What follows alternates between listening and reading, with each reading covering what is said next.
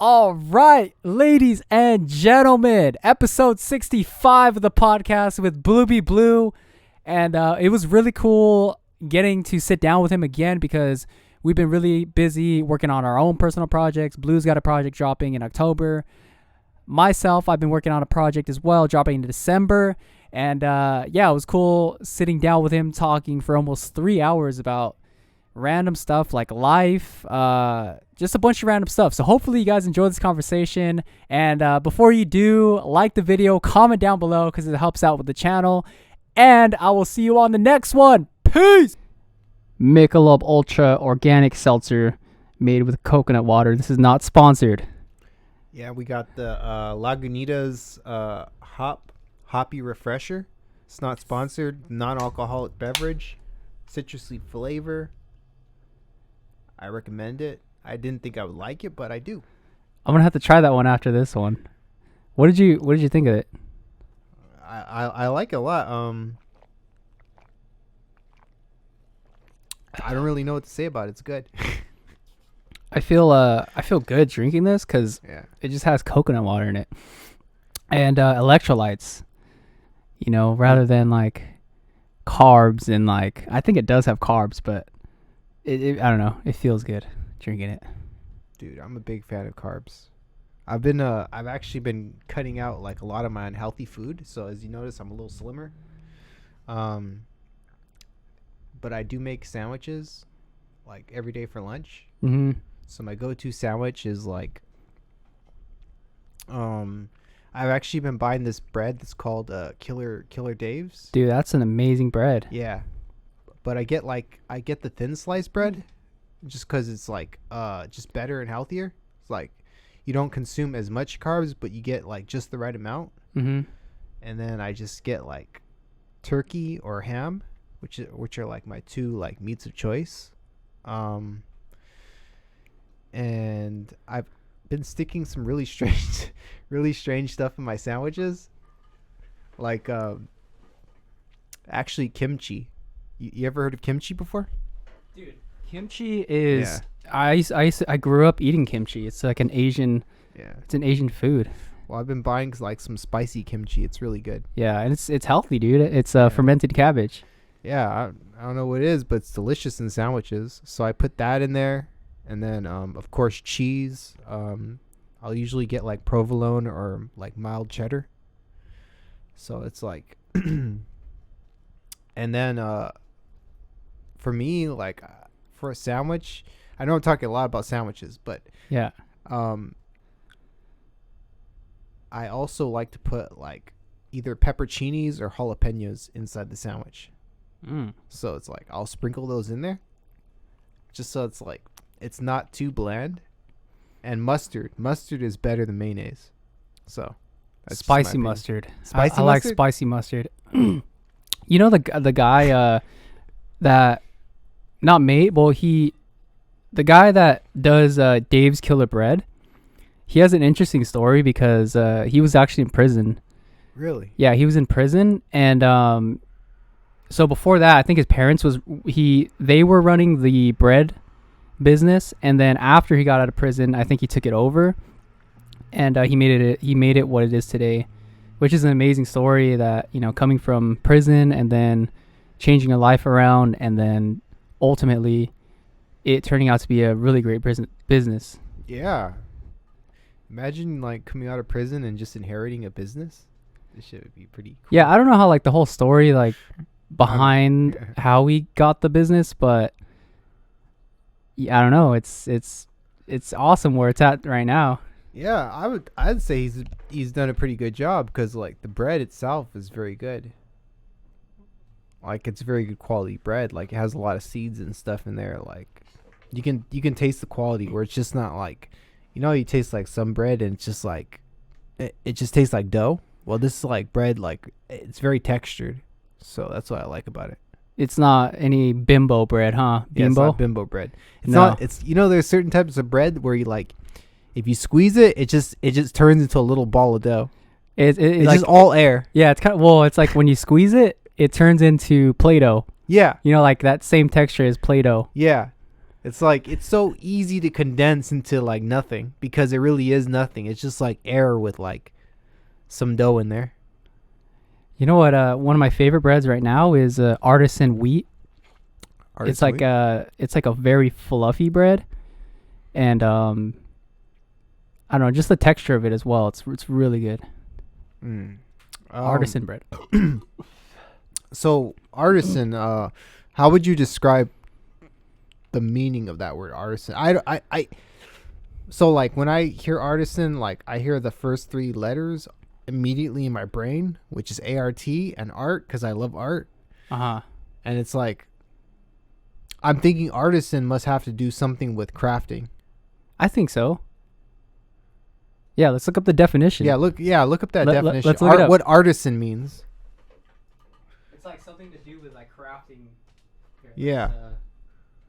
Because when I think of manufacturing, I don't necessarily think of crafting, you know? But like when I think of crafting, it's a very personal thing. Like you have to like be one-on-one with the product, essentially.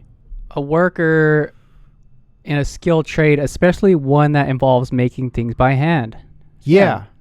So like that's obviously different than having a big machine shoot out product on a conveyor belt, you know? You get what I'm saying? Where it's like if you have a machine that's just pumping out the same exact product on a conveyor belt, that's different than an artisan, because an artisan is someone who does something by hand. Yeah. Well, the definition that you're saying is the second definition that's on here, and it says a food or drink made in a traditional or non-mechanized way using high-quality ingredients. Oh, so it's non-mechanized way. Yeah, so it does make sense that what you're saying, it's not, repeatable. It's not through a process or a system. Yeah. Or a machine. Yeah, so there's a craftsmanship to it. So like, and the quality, I feel like you can taste the quality. It's different, it's unique. It's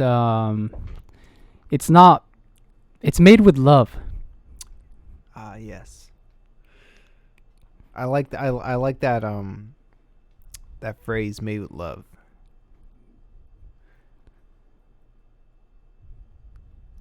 I just had a brain fart right now. I had an idea and then it just disappeared, but I don't know. I just like I like products, especially when it comes to food, that are very unique, you know? Like for example, like when I go off to like drink a beer or I go to get a beverage somewhere, it's really cool having the novelty of only being able to get that item at one specific place. Yeah. So it's like, for example, you ever heard of that place, Gordo's Chicken? Gordo's, we're not sponsored. Oh, no. I'm going to have them on soon. You're going to have Gordo's on? Yeah, we're going to have them on soon. Dude, you don't know how like happy I am about that. You spoiled that for like the audience right now. No, dude. I think it's destined. It's very much destined. They must be on the podcast. You've been making moves, man.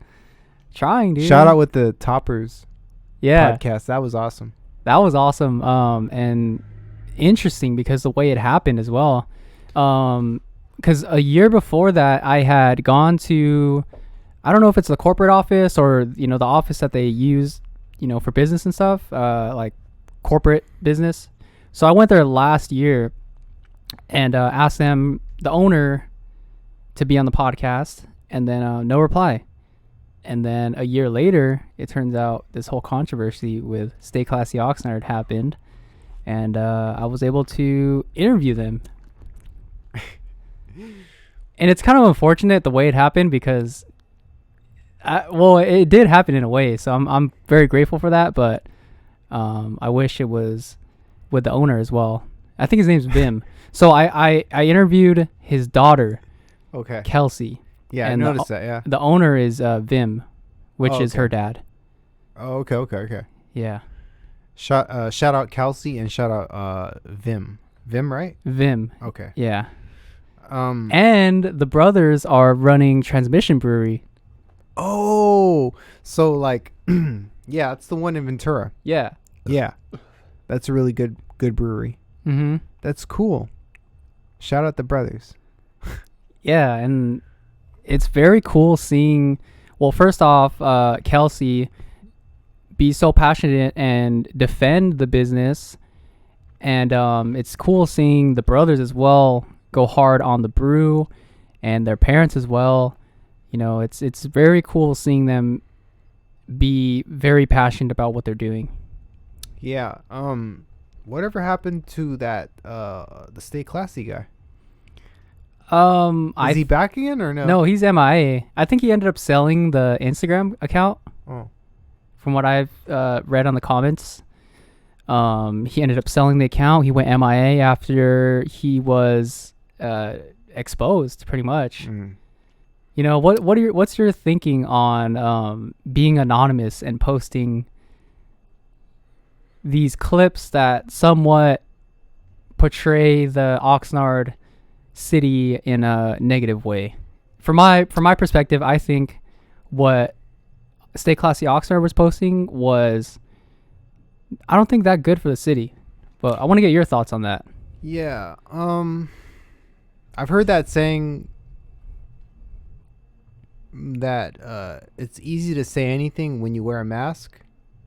So I think anonymity is not in of itself a bad thing, but it's when you use anonymity to discredit or to defame other people that I think it's a bad thing.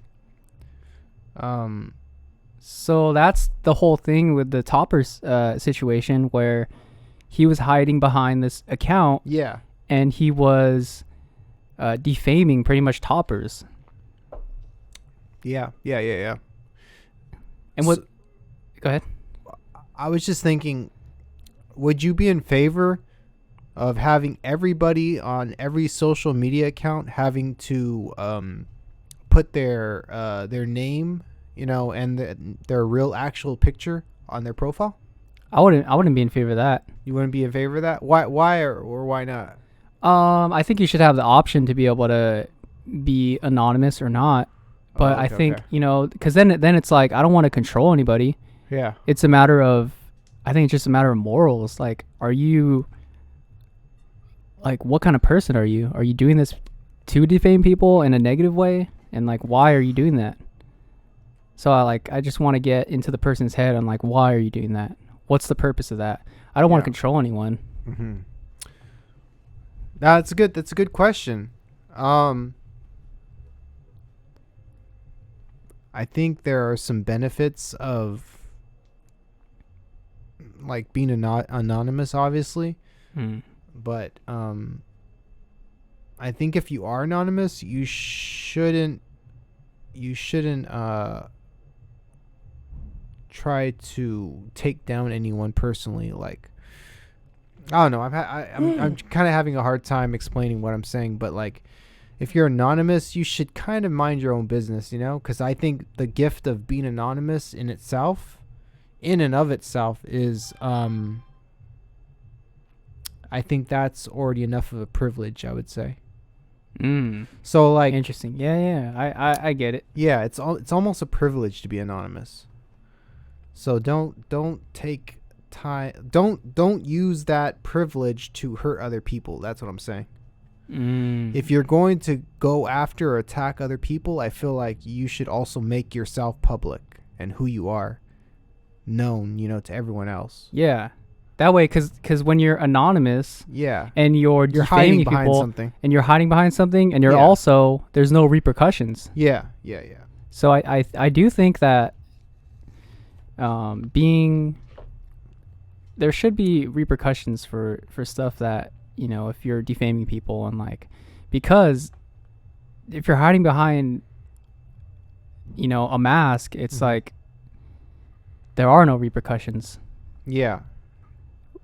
If you were in real life and you know, you said that to somebody's face, or, like, you know, you said it in front of them, what would be the pretty much outcome? Yeah. It's like, I agree. Um, a lot of things people say on their social media accounts they wouldn't say to someone's face, you know? And I find myself in that situation too as well. Like, Yeah. just to be honest, you know, like I have opinions. I don't really state my opinions a lot, but every once in a while, you know, I get a little vocal and I state an opinion, and then I just go back to my daily business. But to be honest, like I might not say that to someone's face, you know, just because I'm kind of conscientious of their feelings. But I still feel that way, you know. Yeah. You know, I think there's also a good part about being anonymous in the fact that when you're trying to expose the corruption of the government and stuff that the government doesn't want the public to hear or know about, it's good being anonymous because you're pretty much exposing the corruption of the government and which should already be known to the public, but it's they won't be able to find you in a way because a lot of times they either get put in jail or they either get whacked on the head for stuff that they're being exposed. It's like for like Julian Assange, and Edward Snowden. You know, refresh my memory. Julian Assange, you said? Julian Assange. Assange. Yeah, I think Edward Snowden. Yeah, I don't know exactly. I think Julian Assange is part of WikiLeaks, which WikiLeaks is they expose the government. Pretty much, there was one thing about like collateral damage, and there was a video that came out called Collateral Damage, and that they released, and essentially there was a video showing a helicopter in the air shooting missiles down, and like they were hitting civilians in like Iraq or something like that, or in the Middle East. And you know, the government doesn't want you, like the public, to know about that because then the people would be questioning like, why are we even over there, you know? So yeah, and then Julian Assange ended up escaping and being put into like jail pretty much in Europe. So why was he put in jail again? Because, well, I think the reason, and again, I think I'm butchering this, but I think the reason was because he was exposing the government. Like there's a security risk. So was he recording it or? No, it was just footage that was already available. Oh, so he was sharing the footage. I think it was what they did was hack into the system and they got that footage. Oh, okay. Yeah. And I probably butchered that, but you guys can look it up if you're listening. You know what? I need a drink. Let me grab the drink real quick. All right. Just a second. Oh no, you're good. Let me just make sure. So you got one drink that you're sipping on called Dank Dust. Yes, I finished that Dank Dust. Are you getting another Dank Dust? Oh, actually, I'm grabbing one of these Union Jacks. Oh, interesting. I'm gonna finish this off because I'm grabbing one of these.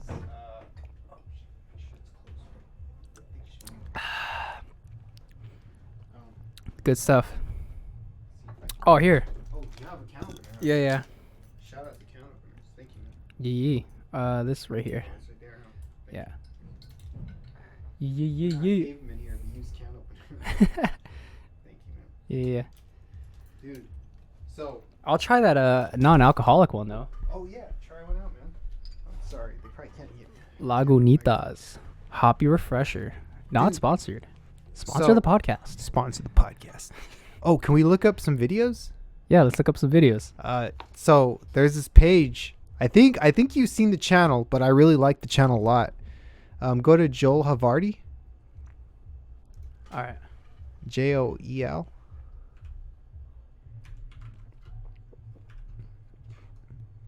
Hav. Oh, I think it's Haver. I think I keep on saying here? Yeah. Dude, this channel's so good. So click on the top link, Joel Haver. So go to videos. Go to oh, is that the one you sent? Huh? Yeah. Go to the guys who decide everything that happens. All right.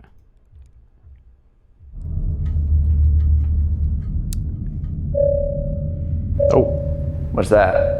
Oh, it's the thing. the thing. Okay. Mm-hmm. You want me to do it? Yeah, sure. Okay. You can do it. I'll be right back. Which one should I hit? What are the options? One says good stuff, and the other says bad stuff. Oh wait, actually there's a third option. Oh, what? Random stuff. Random stuff. Should we try it? Sure. Cool. I'll try it. Okay, I hit it. Oh, nice. You want to come back and sit down? Yeah, sure. Oh my God, are you okay? We gotta move that. Jeez. Oh. Ow. Oh, my head. Oh, I just forgot like the last 45 seconds. Yeah. Oh, man. Oh, me too.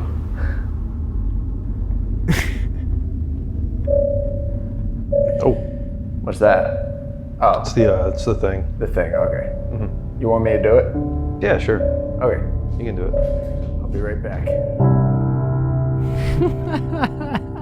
I find his videos so entertaining. It's just they're just usually just little short videos, Yeah. and it's like sometimes they're in this animated style, and sometimes they're in like regular video format. Uh-huh. I just like that one because it's just like who knows why anything happens to people, you know? Like who really knows? Interesting. Is it decided or is it all by chance, you know? What do you think? Do you think that it's the question of do we have free will or is everything decided? Oops. Oh, sorry. My So, bad. do you think that we have free will, or do you think that there's a destined plan that that's things are already planned out? No, I think we have free will. Yeah. I mean, it would be kind of depressing if everything were planned out because it's just like no matter what I do, it's still the same result is going to be destined, you know? I don't know, depending on if that's a good result or a bad result. Yeah. But it just makes it seem like I have no control over the outcome. If I don't have free will. If I have free will, I have control over the outcome. What do you think of that? This is an interesting flavor, dude. Yeah.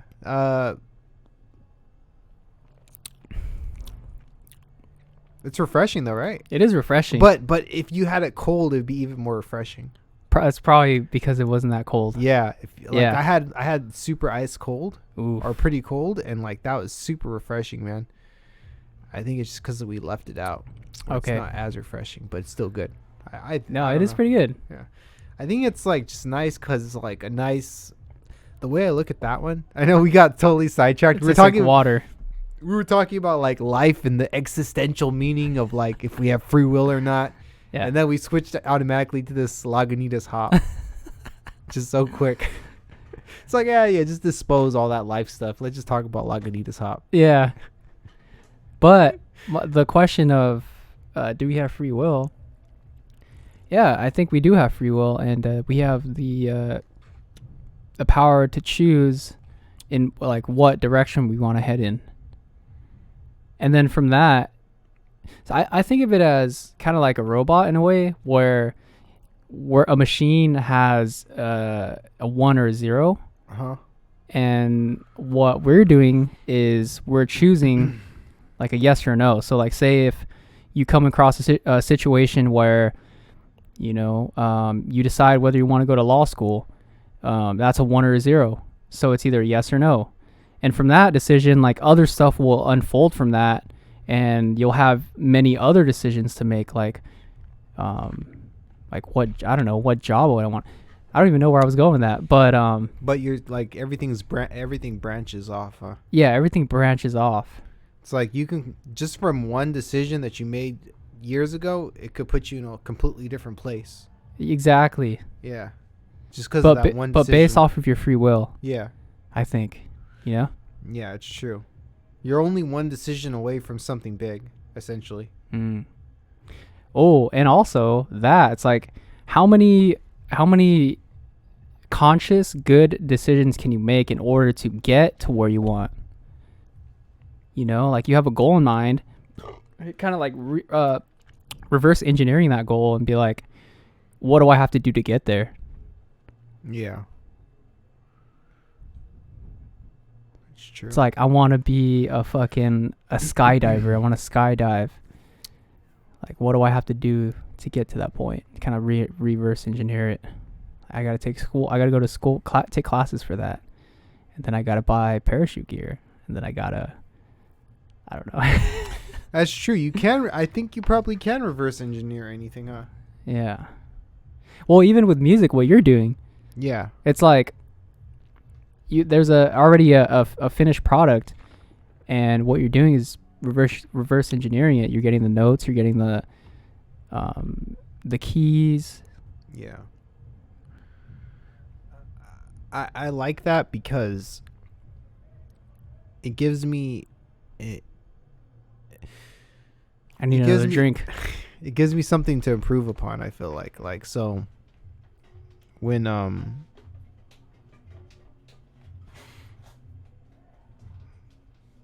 you have all like when you hear certain things or certain aspects of a song, let's say you hear a certain rhythm in the song, or you hear the way that the song's mixed, I think the best thing you can do is try to figure out how they accomplished that goal, like how they did it. You know, just try to pattern. Like I've heard this quote before that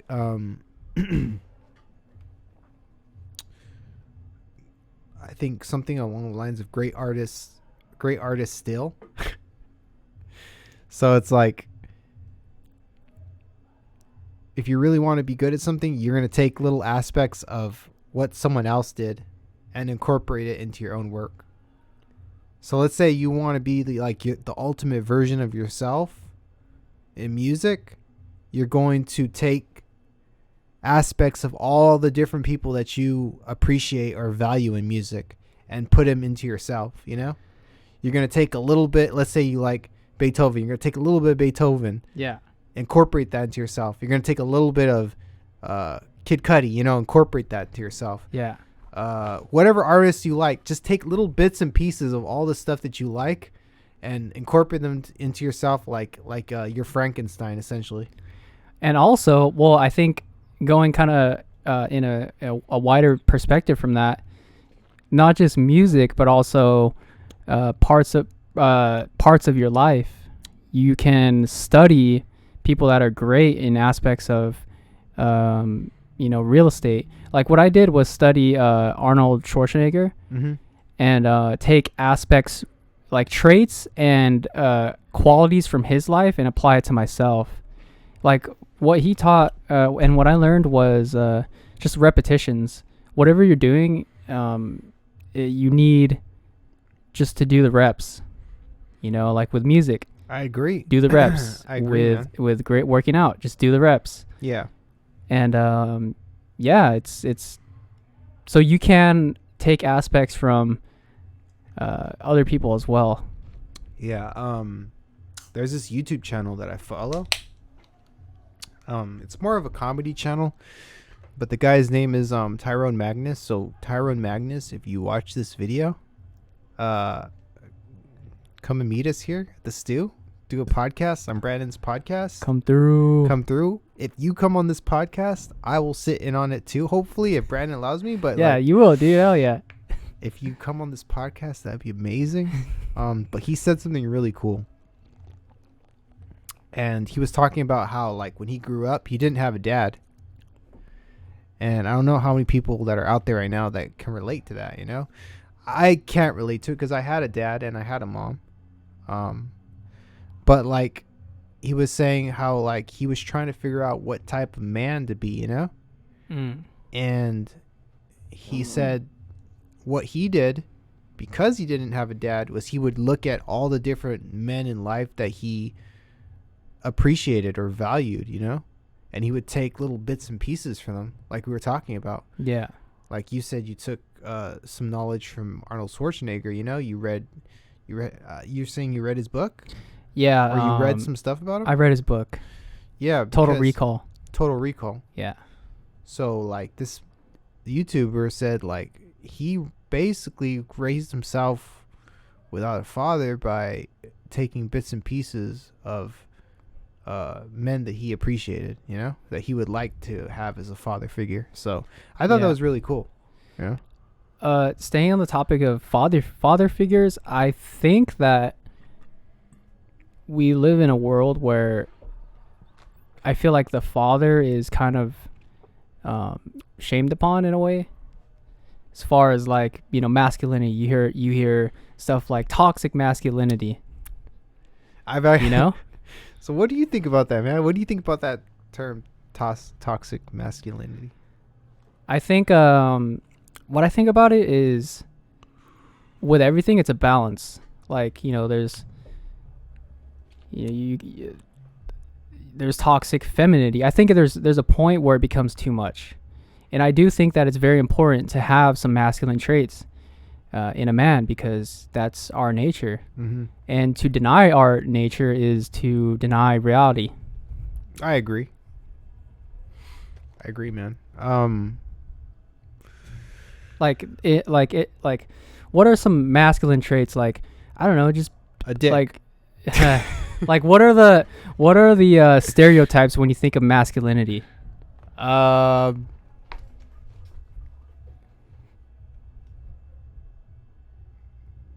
Emotionally stable. I mean, I think I think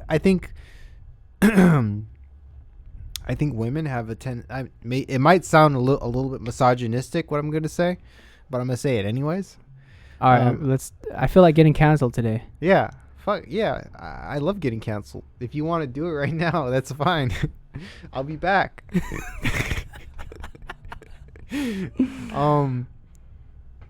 But I think like women are a lot more emotional, and I think they wear their emotions on their sleeves Yeah, and I a think lot that's easier than men do. I think that's a feminine trait. Yeah. You know? It's like I think men in the relationship have to be like that rock that holds the family together. Yeah. And women, I think their role in a relationship is to support and provide like assistance to that rock, you know, which is the man of the household. Pretty much provide nurturing to the kids as well. I think women nurture a lot better than men do, because I just think it's in their nature, you know. Like, Yeah. I think like there are some certain developments throughout human history, through the evolution of humans, that have just made women better at nurturing and men better at leading. That's going to sound incredibly misogynistic, but I don't care. I don't think it does sound misogynistic, because that's reality. Yeah. That's the truth Yeah. of our evolution. If It's I'm- like, imagine if we were a caveman. Yeah. Dude, what, like when we were cavemen back in the days, that's what we did. We provided. We went out and hunted, while, you know, the women, I don't think many women were out hunting at the time, you know. They were at home. They were inside, you know, the cave. Yeah. Well, why is it that, especially like in years back, when there were more like wars with infantry and stuff, women stayed, you know, at home and they didn't go out to war? I just think it's more in men's DNA, or in their very nature, so to speak, to be Warriors. Yeah, warriors. Yeah, exactly. You know what I'm saying? Yeah. Yeah, to go out there and to take the lead, you know? And I think women have throughout history just had to be a support to their husband, or to the man of the household, you know? I think there's a real problem with people understanding roles in households. That, Like, yeah. and also I think there's a war on our nature as well, because when you don't have that many strong men in a society is when I think society starts breaking down. Like there's a quote, good men create good times create weak men create bad times, and bad times create good men. Essentially, it's like, I feel like there has to be strong men in a society in order, and also women, strong people in general, Yeah. you know. And to make the point that I was trying to make is that I think there's an attack on our very true nature of being strong and kind of being suppressed in a way. You see that with all this plastic, and I don't know if I'm pretty sure it's like deliberate in a way, like they're trying to keep us suppressed, where you see it in the plastic. There's chemicals in the plastic that are released, and you see that it makes men less fertile, or less takes away their sperm count. Wow. Yeah. I heard about that. Yeah. Sheesh. Now, it's like, what does it increase? Does it like increase the estrogen in the body, or I think it like, does that. I think that that's it what does that as well. Yeah. That's interesting. Yeah. I was reading about that a while back, and I was just like, I didn't really know what to think about it, but I think that's definitely possible. Yeah. But I do think there's a concerted effort to make men more feminine. I do as well. I think there is. I think it's just like, I think it's something that is affecting a lot of men for sure. I think that you have to definitely grip your foot onto reality and understand who you are and what you stand for, you know? And I feel like that's something that people are losing, you know? Also, to add on to like the role of the father figure, when the role of the father figure in that rock of the family is sort of gotten rid of in a way, Yeah. other places can take that spot, as far as like the government can become your daddy. It's like they'll pretty much control aspects of your life, and they'll take that role of the father figure. And then like there's also artists and musicians that I think sold their soul and are promoting bad stuff, and like like idols, like people worship idols and stuff as well. Yeah. How many of the celebrities do you think like have sold themselves out? Like, that's a good question. Like, how, like, if you were to put a percentage on it, like what would you say? Well, I mean, like on major celebrities. I don't know about major celebrities, but I mean, you see people that flew on Epstein's flight list. I think those people sold their souls. Mm-hmm. The people that have gone to his pedo island, and most likely did pedo stuff. Mm-hmm. I think whoever was on that list sold their soul. Yeah. But I don't know, to put a percentage on it, I think it'd be pretty hard. Yeah. Like there was, have you read the list? There's like top level actors. Yeah. Yeah. Like Kevin Spacey, Chris Tucker, a lot of A-list celebrities. Yeah, I saw. It's like Bill Clinton, the fucking president a ton of people, man. of the United States, that flew on his jet like 24 or 27 times without Secret Service. Yeah. It is a ton, man. It's a ton of people. Who else? I'm trying to think of who else. I saw some names on there, but like most of the people that I saw on there, I don't even follow anyways. Yeah. But definitely the big A-listers, like, I was like, wow, it's crazy. Yeah. I heard this. So I was reading the news, Well, not really reading. I was just watching YouTube, but that's kind of reading the news. And like, I guess Mike Tyson was quoted as saying like, "Oh, I'm gonna die soon." Really? Yeah, there's a video of him saying that. I think it was on his podcast. And I'm trying to think like, why would he say that? Wow. Is it because he knows that he's like literally not healthy enough, or is it because it's something that he imposed upon himself, where he put himself in that situation? Dude, have you heard Michael Jackson's last phone call? I haven't. All right, let's play. Let's listen to it. And for the listeners, I want to. Well, first off, I want to get your perspective on this last phone call. Yeah. My spelling. Shout out Michael Jackson. I heard Michael Jackson had a deep voice. Yeah, I heard that too. I would try to do Michael Jackson's voice, his deep voice, but I can't do it. All right. Trip out on this. This is his last phone call Yeah. prior to his death. What's wrong, Michael? I don't know if I should tell you this, but I don't know who may be listening. There may be a group of people that want to get rid of me. They don't want me here anymore. I don't understand. What do you mean? Talk to me. I can't talk about it over the phone.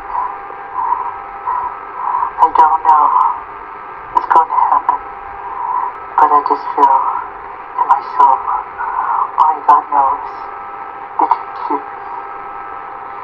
They could stab me.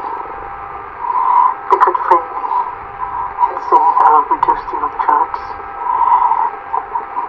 They can do a lot of things. Who could do these things? It's not the government. It's more than the government. But I don't know today. I don't care. They can kill me. I don't even care my life anymore. I just want my children to be okay. My angels.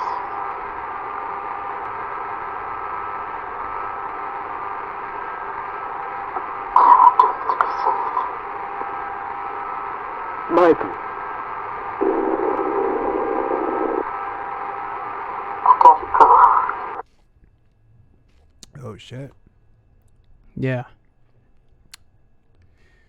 That that's crazy, man. Yeah. Do you think there is really like any shadowy organizations out there that like that put hits on celebrities? I think there are, dude. Because what Michael Jackson was doing towards the end of his career was exposing Sony. So kind of educate me about that. Sony as in the company as a whole, or as in their music industry, or Sony, the CEO. I think he was like married to Mariah Carey, and then what Michael Jackson said was that Mariah Carey came to me and said that this guy that I don't know his name, but he's like, yeah, he's a devil, and he's done some crazy things, and he did it. He said it on stage. It was on stage when he said it. Mm-hmm. So, and the fact that I think he owned most of Sony's publishing as well. Mm-hmm. So it makes sense that they would want to get rid of him. Yeah. Like he's calling out the CEO. He owns most, or if not half, of Sony's publishing. Yeah. I don't know. Guys, I'm sorry. I gotta take a piss right now. I drank so many beers. All right. I'm gonna take a quick piss. I'll be right back. All right, we'll come back. Yes, we gotta talk more about this Michael Jackson thing. All right. We are back. Yo, we're back. Check, check, check. 1, 2, 3. Yo. But you were saying how Michael Jackson was trying to expose Sony, right? Pretty much. Thank you. Or the CEO of Sony. Yeah. I always I always wonder like. So why was he trying to expose like the CEO of Sony? We can watch the video. Let's watch the video. What was the CEO of Sony into? Was he like a pedophile or something? I don't know exactly because they're all like accusations and stuff. But Yeah. I can't say like this is the truth. But it is kind of fishy. You know, I'm just like, Imagine how many pedo CEOs there are. That shit is probably like crazy. So Michael Jackson. Number. Yeah. Sony. All right, we'll skip to.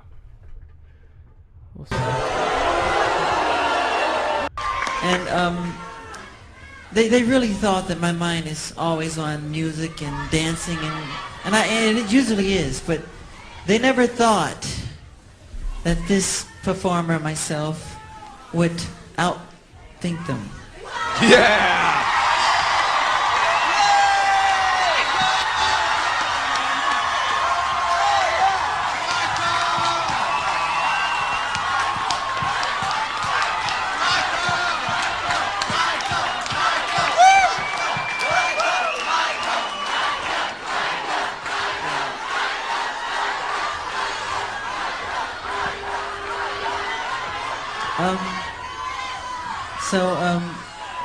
We can't let them get away with what they're trying to do because now I'm a free agent.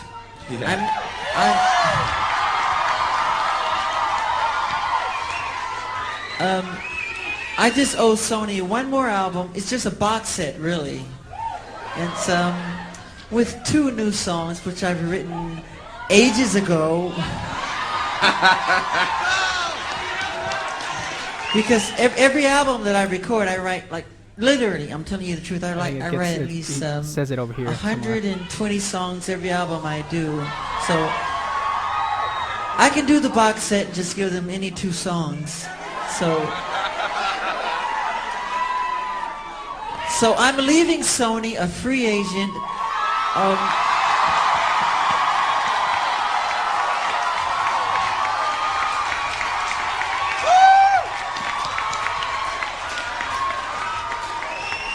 Owning half of Sony.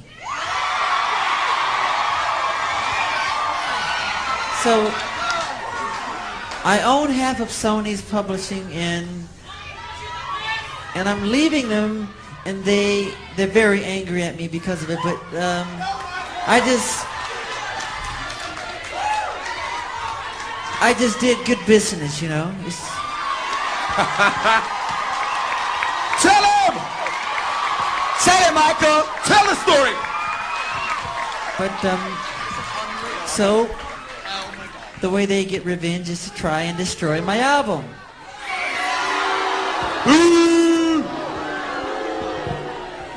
But I've always said, you know, good art never dies.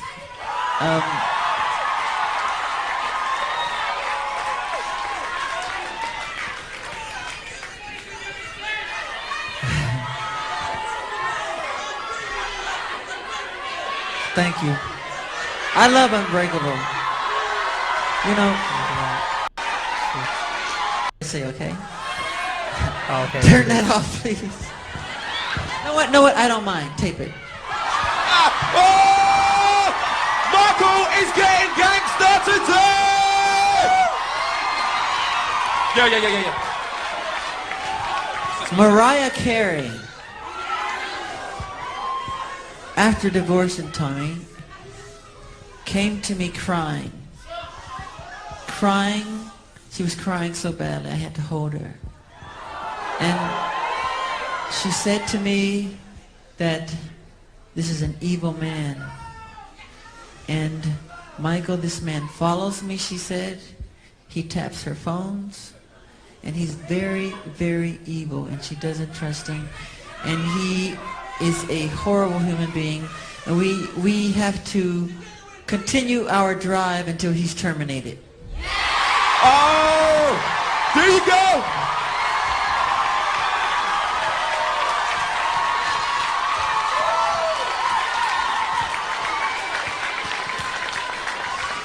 We can't allow him to do this to great artistry. We just can't.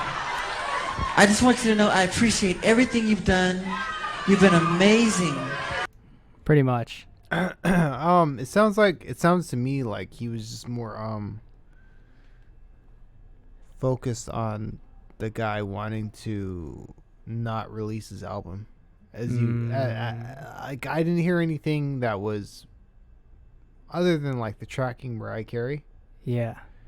I didn't really hear anything that was like too alarming. Like I don't know like why he would be like why there would be so much reason to be mad at the CEO of Sony at that time, you know, like that is other true. than trying to not release or destroy like Michael's album. But I think right after this, that's when I think Michael Jackson started to get slandered in the media and like yeah. So maybe he probably was a really bad guy per se. Yeah. But he wasn't involved in anything. He wasn't really involved in anything too illegal, you know. To me, it I mean, he could have been. But to me, like, it just rings like alarms, you know. Like this guy could potentially be like dangerous. I'm not saying dangerous. It's not like he's a dangerous dude. Yeah, it's not like for sure he did it, or I'm just keeping an eye out, you know. I'm like, It's very interesting and convenient that like Michael died after he talked about that CEO. Yeah. It's very there's what a coincidence. What is a coincidence? What a coincidence. There's a lot of coincidence. That's a hard word to say. It's hard to say when you're drunk. Yeah. Coincidences happening. Coincidences. Yeah. Oh, I have a really good question. Shoot me with the question. Okay, you can think about this as much as you want to think about it. I asked some people at work. And if you're in the comments section, answer this question below as well, because it's going to tell us a lot about you as an individual. Okay. So if you're in the comment section and you want to comment like your answer to this question, please comment it. If you had 3 artists, dead or alive, throughout all history, to create your theme song, like who would they be? Dead or alive? Dead or alive. They can be dead or alive.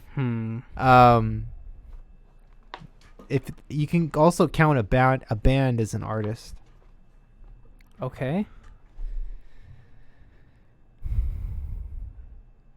I know 100% Pink Floyd would be there. Pink Floyd, okay. Pink Floyd would be one. And this is just right off the top too. Miley Cyrus? I'm just kidding. I'm just kidding. Dude, that would be... I could just imagine... I'm already imagining just... When you throw names out there, I'm already imagining what type of song would come out of that that product, you know? So yeah, Pink Floyd.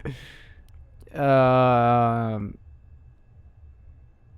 that's a really good question. That's really hard. That is like really you good only question. have 3 options. I know you only have 3 options. Pink Floyd. I want to get Kid Cudi on there for sure. And damn, that's so. I know it's a really hard question, but like you got to keep it at 3 because like Pink Floyd, Kid Cudi, and let's do Bob Marley. Bob Marley. Yeah, that's a solid 3, man. Yeah, that's really solid. I feel like.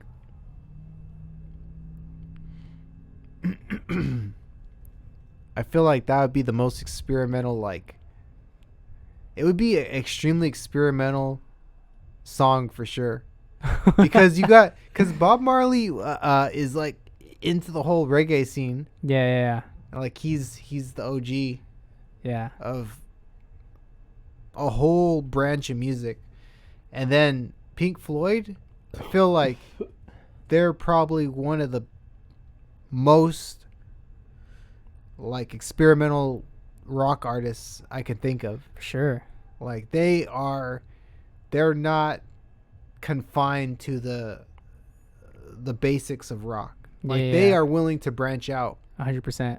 And that's why I think like makes them legendary. 100%. Like that's what creates like them. Like they're bigger than the genre of rock, I feel like. 100%. Yeah, they are. They're so like they branch out. They're so timeless. much. Yeah. Timeless. Cuz and then Cudi, of course. I feel like Cudi encapsulizes hip hop for sure, but he's not stuck to hip hop either, because I've heard stuff of him that is like delves into other genres as well. Yeah. So, whoops. Sorry, I keep on doing that over and over again, where I keep on hitting my knee on the table. But I'm just really fortunate, like none of the cameras have fallen yet from me doing this all these times. But okay, what was I gonna say? I was gonna say like I lost my thought. But you're talking about Kid Cudi and how he's not bound to hip hop. He can also delve into different genres as well. Yeah. I don't know. I just like artists that are willing to take risks. I think taking risks is good.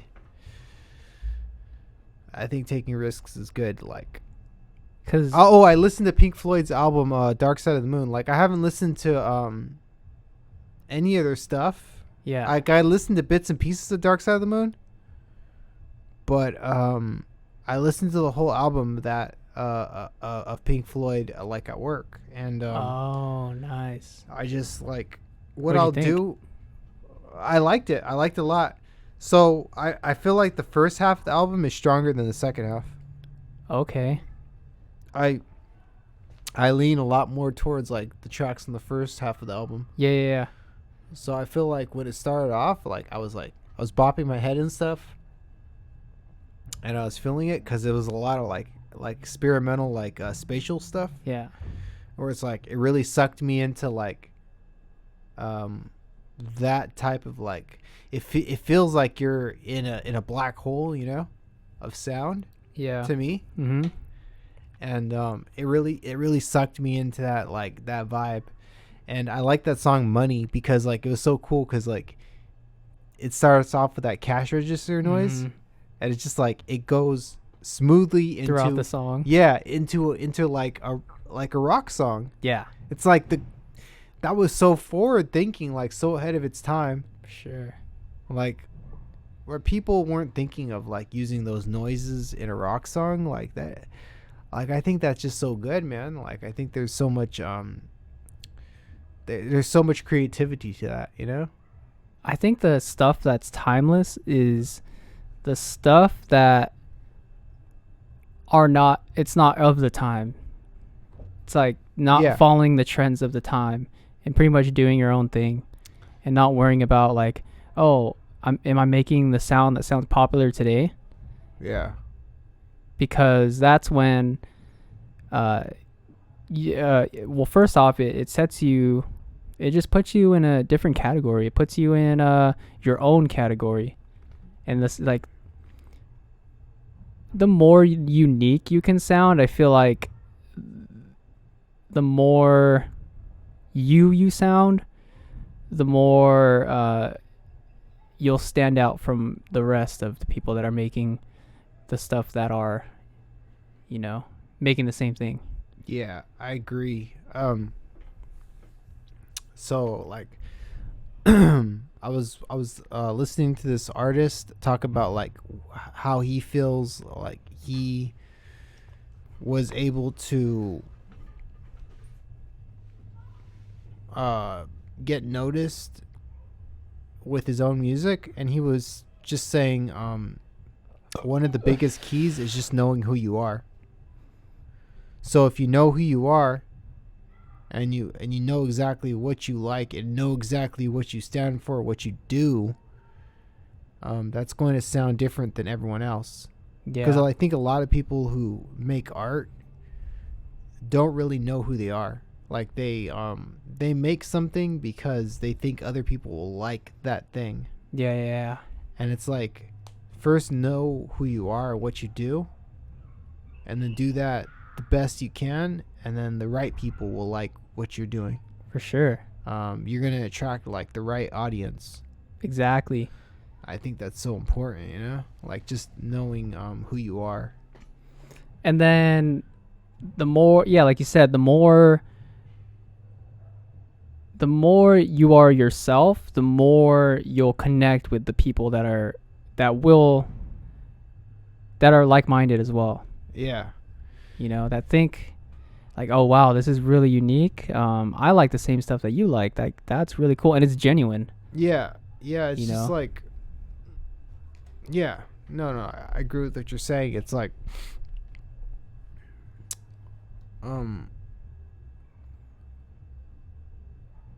just knowing, like, yeah, like I mentioned earlier, just knowing who you are, knowing what you like, and doing it as best as you can, and then just hoping that other people also like what you like, Yeah. What would your 3 artists be? I actually have thought about this for a while.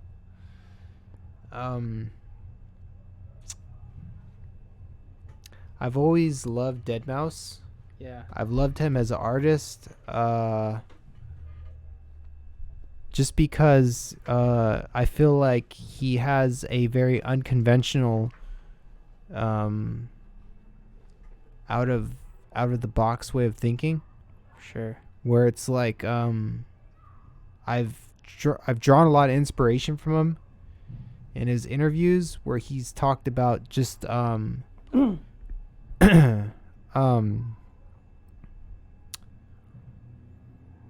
basically throwing shit at the wall. Mm-hmm. So like he'll make stuff that he thinks people will never listen to, Yeah. and he does it in the hopes of just making something that he can enjoy. So like I've always like loved that aspect about him. Like he doesn't he's not trying to like hit the top charts or anything. Like he's literally just trying to make what he enjoys. Uh-huh. And he's never been connected to like the mainstream media. He's always been in his own niche, and the people who really love him have sort of come and listen to like whatever he makes. He can make anything. He can make a fart beat, and people will listen to it. Yeah. And I've always loved that aspect of just having 100% control over your media and your Sure. sound. So I would feel like I would love to have like his creative oversight on a song.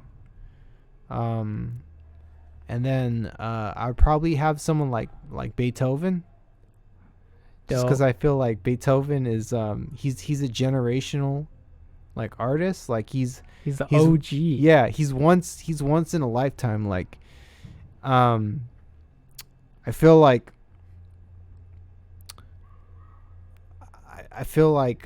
you could get some really cool like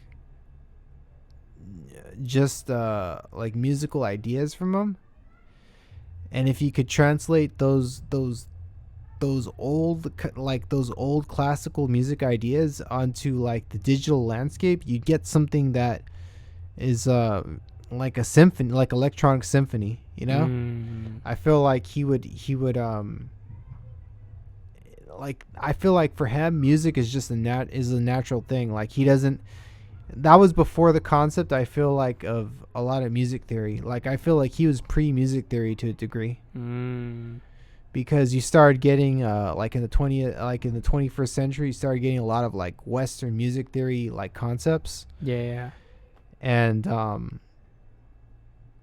there started being rules of how music should be made. But I think like, I almost feel like, I probably have to look this up, but I feel like during the time of Beethoven, like he was making the rules versus like abiding by the rules of music theory.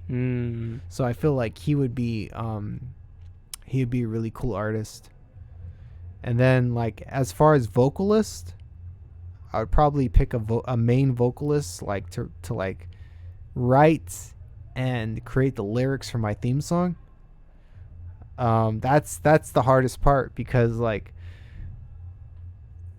there's so many great vocalists, you know, there's so many people that have written great lyrics and have like amazing voices, but like Sure. I would probably go with just my favorite voice of all time.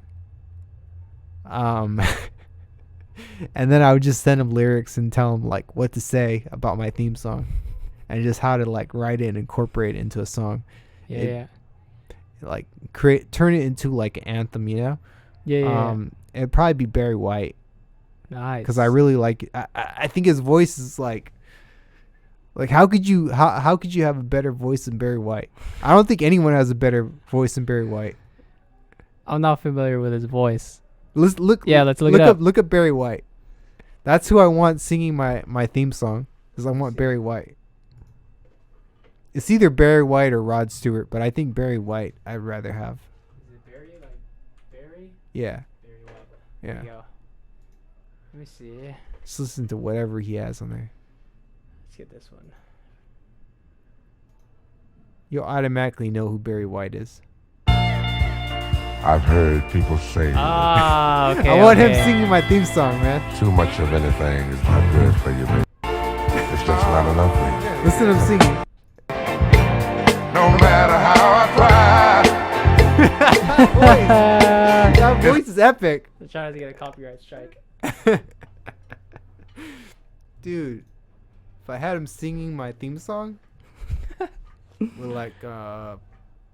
like Beethoven making some like chords and shit and like some really cool sounds from like Deadmau5, I feel like it could be an anthem, you know? Wow. I feel like that would be dude. an anthem that no other generation would ever have. What a mixture of sounds. Yeah, I feel like it could be cool. Yeah. I feel like it would really be cool. Here's another fun exercise that I did with Gerard. And what he did was ask me, what is your favorite movie genre? And what is your favorite movie from those genres? It's just to like, and then it's like part of, you can really tell who a person is through what you choose as well. Oh, that's a good question. That's a really good question.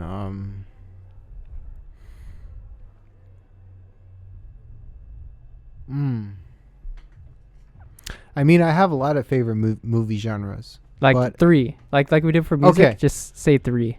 Okay, so for action movies, Yeah. I think I really like Cloverfield.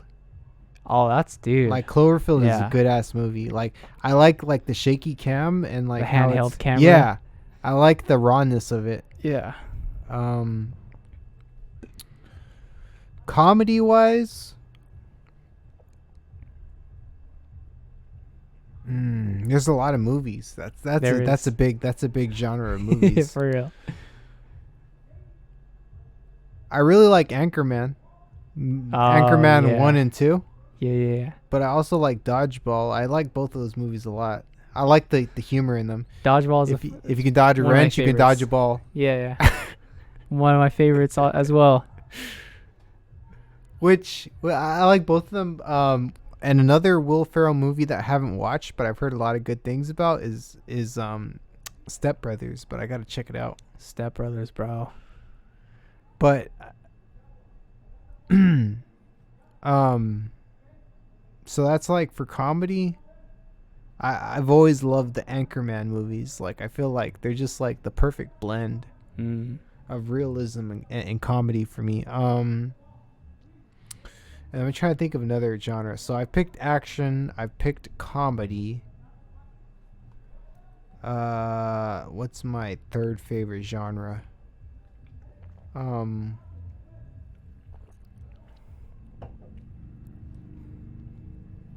Horror.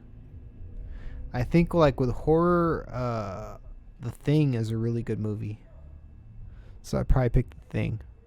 That's a horror movie. It's a horror movie. That's Oh, that's right. Yeah, It's we a really talked good about movie. it. Yeah. I feel like we should watch it with like a group of people. I'm down. Yeah, just chill out over here. I'm down. It's a really cool movie about like these guys being isolated on a base in like Antarctica, and they find like this frozen alien body like out in the snow, and they discover that like when they thaw it, like it essentially starts wreaking havoc on this base in Antarctica. And it's just like it's really cool because Antarctica is a place that potentially there could be a lot of really strange things out there. Sure. It's like it's not explored enough. Yeah, I'm not saying that like there's aliens in Antarctica, but I'm saying like there probably could be some strange things out there. Mhm. I think there is a blend of realism to that movie, but I also think like the story that they're telling is a really interesting one because I don't know. I've watched it a couple times, and I've always found that movie to be really fascinating because like they really go into like the daily lives of these characters, and you start off with like a cast of like 15 people, and the movie you're left with like 2 people at the end of the movie. And it's just really cool because you don't see that risk in a lot of movies nowadays. Like nowadays you have main characters in a movie and you know that like they're never gonna die, and this movie doesn't really tell you who the main character is, and it just kind of lets you follow the story until you're left with like a couple characters. You know, it was really interesting. The Doctor Strange movie, Yeah. new one. When spoiler alert, if people haven't seen it, when the Fantastic Four dude, like all those people ended up dying. Yeah. That took a pretty good twist as well. Yeah, I think that was cool. But the one downside of that I would say is that like they already established the idea that this was a multiverse. So it's just like they could kill anyone they want to in this multiverse, and they can just bring them back in another movie. But I do like the idea that they brought these characters in that were like popular characters and just killed them off. Yeah, I do like that. Yeah. I think that was a great. That was a twist. Really cool. That was a twist that I wasn't expecting, and I thought it was like pretty cool. And even the way they killed them off, it was unexpected from it's Marvel, right? Yeah, Marvel / Disney. Yeah, Marvel. So it was unexpected from Marvel / Disney. Yeah. The way they just killed them off, like yeah, I think that was good. It was good. Yeah. It's like apparently Marvel's making another Deadpool movie, or Disney's making a Deadpool movie. Yeah, I heard about that. And it's crazy because Disney is not the first person you think of for like a rated R movie, but they're going to keep it rated R, which is interesting. I'm very interested on how what their take is on how they execute the Deadpool character. Yeah. I'm curious too, like how are they going to execute him? So now I'm going off on all kinds of tangents. I know we're going off on the movie tangent right now. Yeah. But it's like apparently they're not going to call the next X-Men movie X-Men. They're going to call it X-They? That's a good answer. They're calling it the Mutants. They're saying they can't call it X-Men because X-Men has the word men in it. And that's wrong, you know. That doesn't go with the message, you know. Well, here's the thing. Has it always been X-Men? It's always been X-Men. And who, like the creator of X-Men, was it his decision to be like, hey, like I want to change the name because he thought it was good to change, or was it because a fucking corporation and a group of people thought like, hey, we should probably change the name?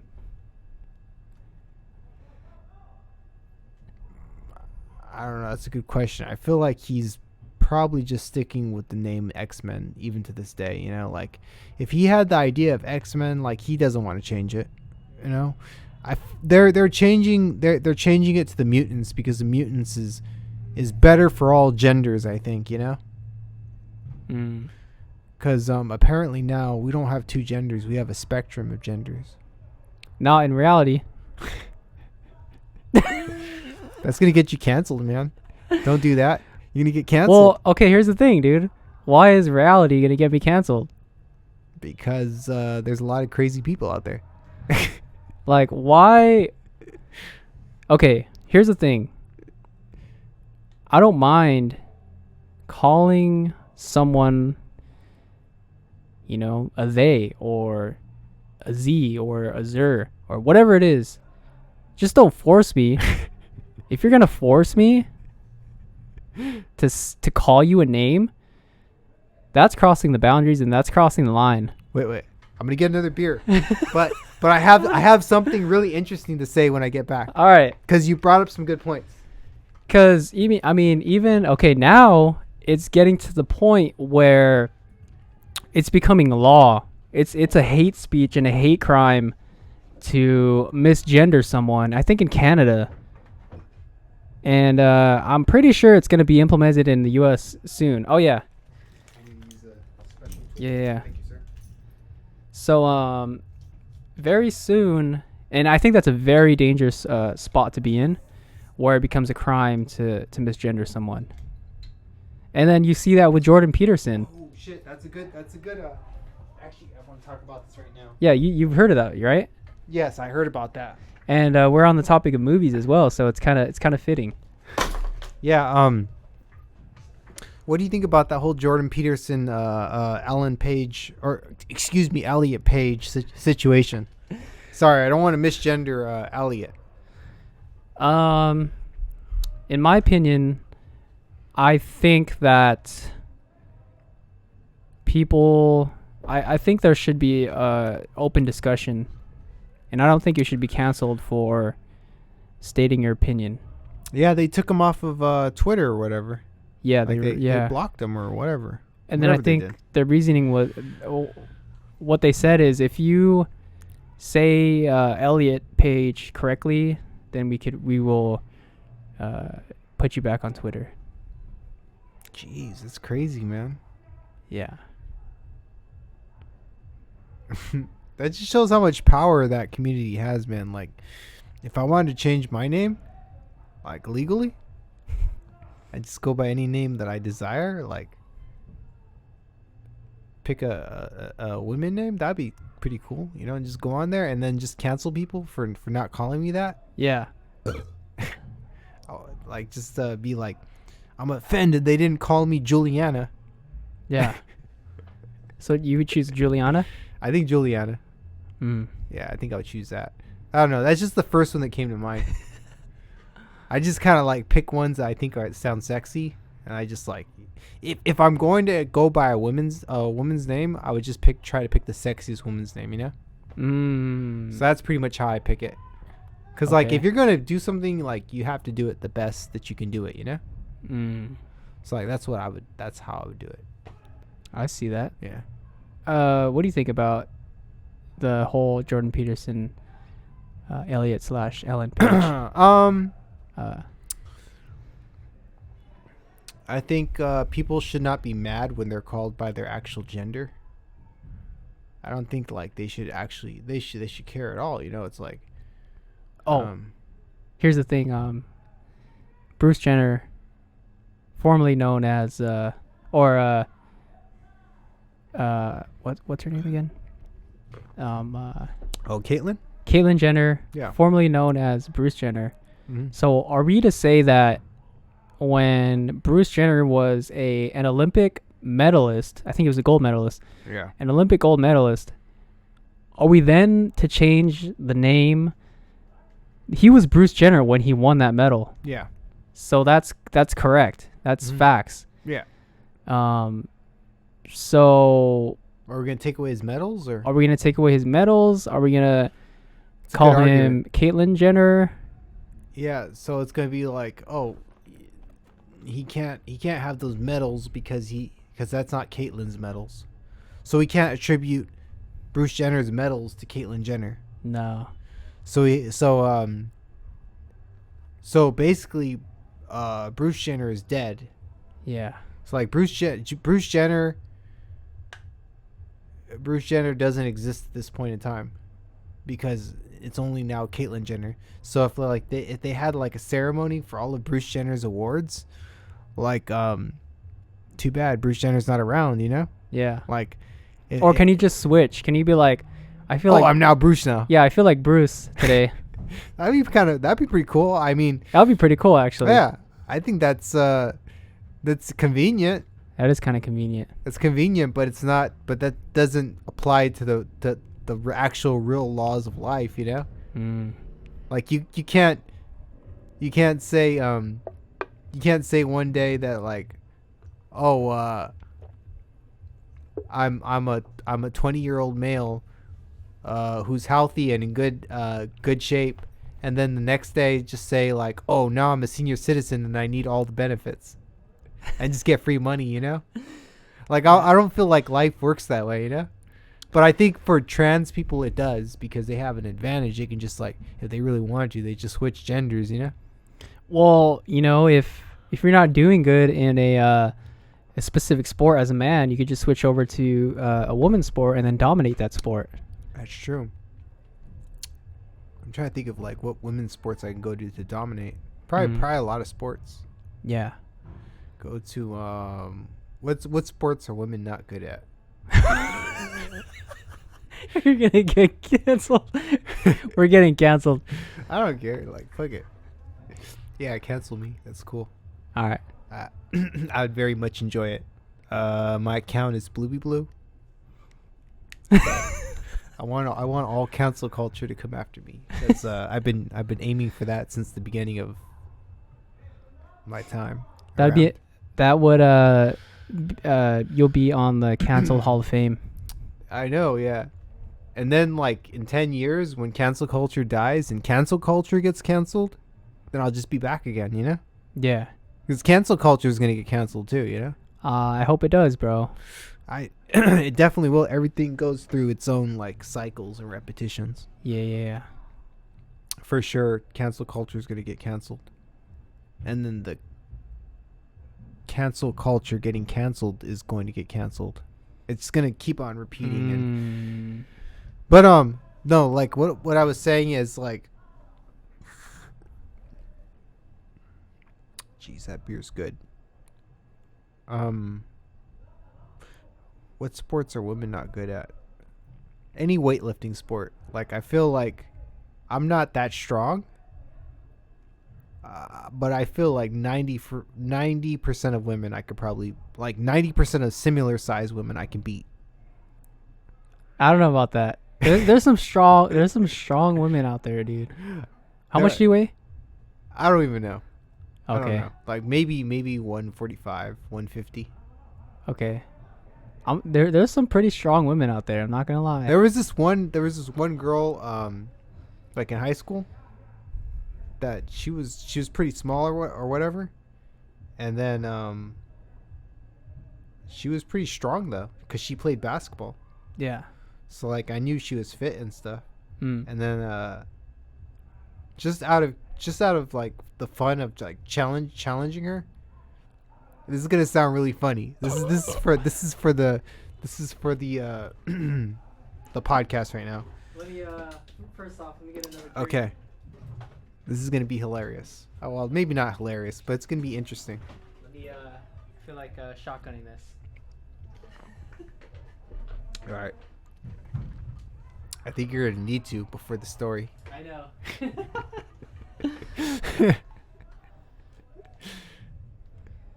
Dude, our podcasts are always so random. Oh shit! Oh shit! That was on the stream right now. That was there's some carbonation in that thing. Oh shit! All right. That thing shot up like a geyser. It did, bro. It just came everywhere. Dude, shout out Michelob. These are pretty good, bro. Would you like one? I actually think I might get one. What flavors do you have in there? Depends on the flavors. I'm a man of flavors, you know. Blueberry watermelon. After I finish this one, All right. I'll think about getting Strawberry guava, berry hibiscus, and kiwi lime. Can I get that strawberry guava? Yeah. That already sounds fire. Very refreshing. That sounds so good. Very refreshing. That sounds so good. I'm going to drink that. I'm going to keep this in the refrigerator right now while I'm still drinking this Union Jack. I cannot drink both of them at the same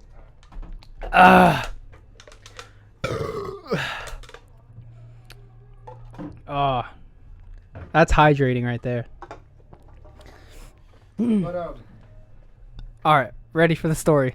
okay, so so basically, long story short, I challenged her to an arm wrestling match, and I'm not gonna lie, I wasn't really fit back then.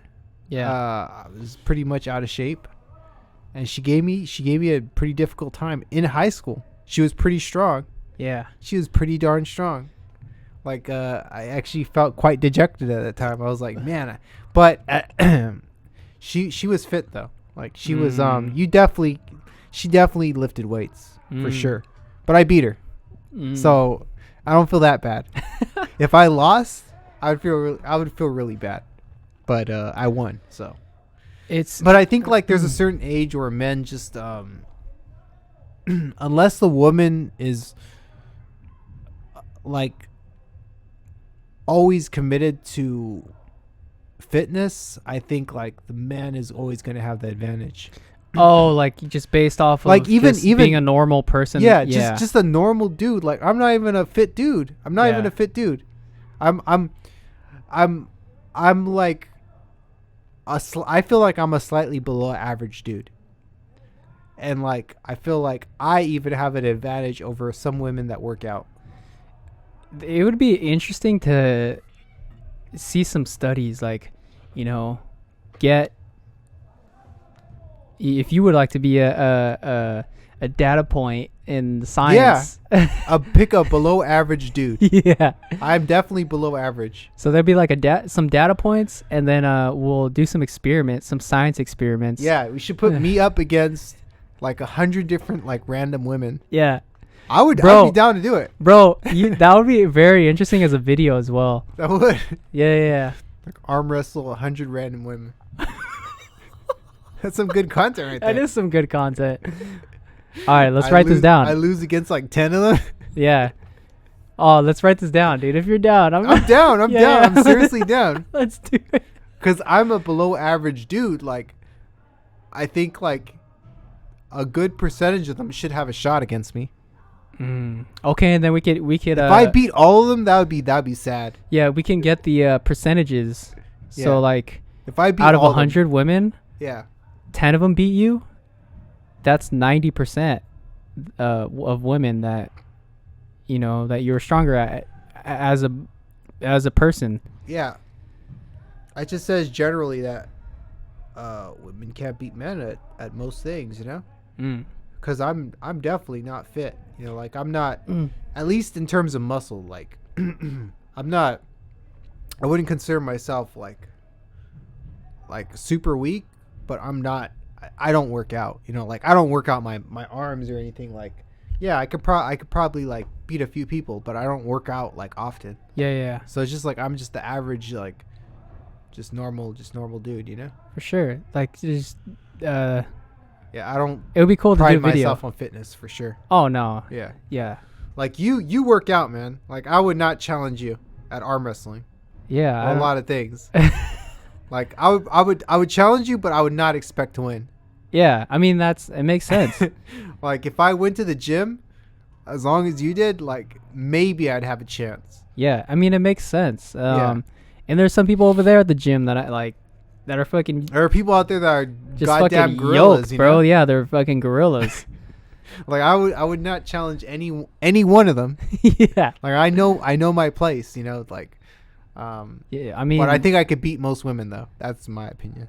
Yeah. Like even fat women, I feel like I could beat some of the fat women. We should save that for video. Yeah. I hope this is educational for the cancel culture. Well, it is for science, and you know what they say, listen to the science. Yeah. So we're just gonna do some science experiments. We gotta try some science experiments. There's a lot of science experiments to be tried for sure. Yeah.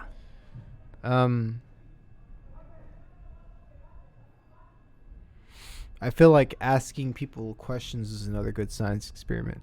I like the physical stuff because it proves what I feel like most people already know. But I also think like it's a good idea to examine like the aspects of how people think as well. I think so too. I think one of the big problems in our culture today is like movies and media. Because I feel like there's these I think I've mentioned it to you before in like some of the previous podcasts, but there's this concept of Mary Sue's. I never told you about this? No. So like a Mary Sue is the concept of a character in a movie that is automatically good at whatever they do. Mm-hmm. So they could let's say it's Star Wars, right? And you got the character of Rey, which is that female Jedi. Mm-hmm. At the beginning of the movie, she is already good at what she does. You don't see her story arc of becoming a good Jedi. She just is a good Jedi. She picks up a lightsaber and she already knows how to beat Kylo Ren. So I think like that idea of a Mary Sue, which is basically someone who's just good at whatever they do, is problematic in storytelling because you're not telling people how they got to that point of being who they are.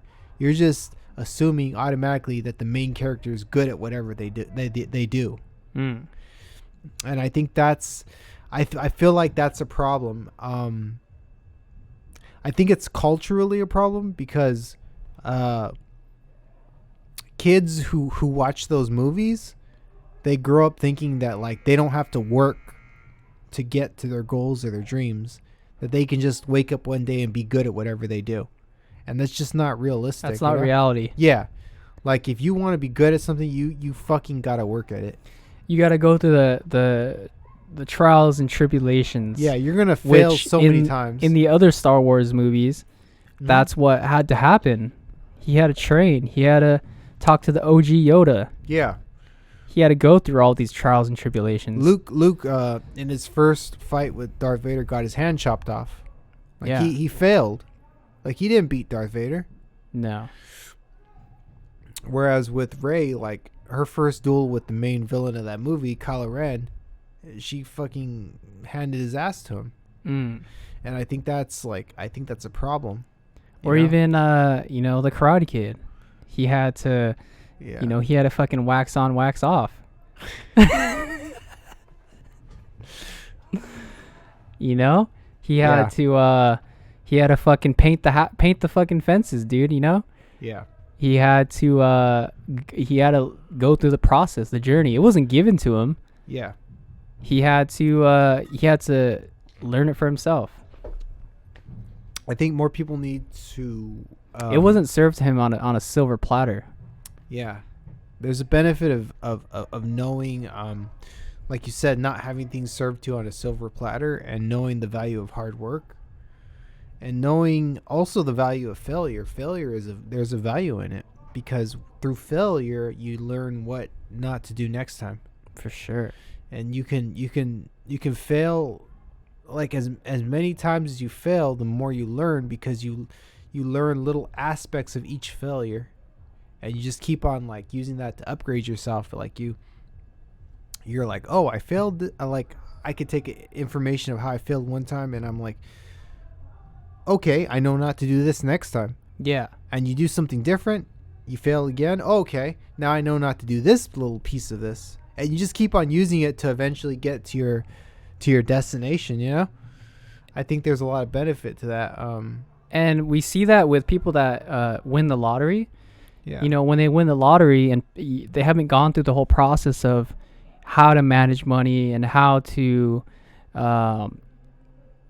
what to do with your money when you have it, a lot of them become broke. They usually spend it all. Yeah. You know, so if it's given to them, they haven't gone through the process of how to invest your money, how to you know, how to manage your money wisely. So, you know, when you actually have it, it's there's no knowledge of how to manage your money. Yeah. So they end up blowing it. Yeah, for sure. And even with business as well, if something's given to you, you wouldn't know how to manage a business. You wouldn't know how to manage people. You wouldn't know the process of, you know, how to run a business. So, but if you have gone through all those trials and tribulations, if it was taken away from you, you can start from the ground up and you can, you know, build another business with that knowledge that you already have.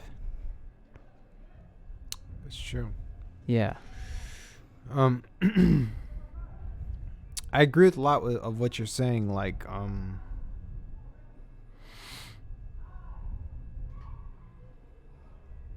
that knowledge of you know, of building a business is important for sure. Like, I'm sure Donald Trump used a lot of that, you know, just knowing. So too, yeah. I read a little bit of his book as well, and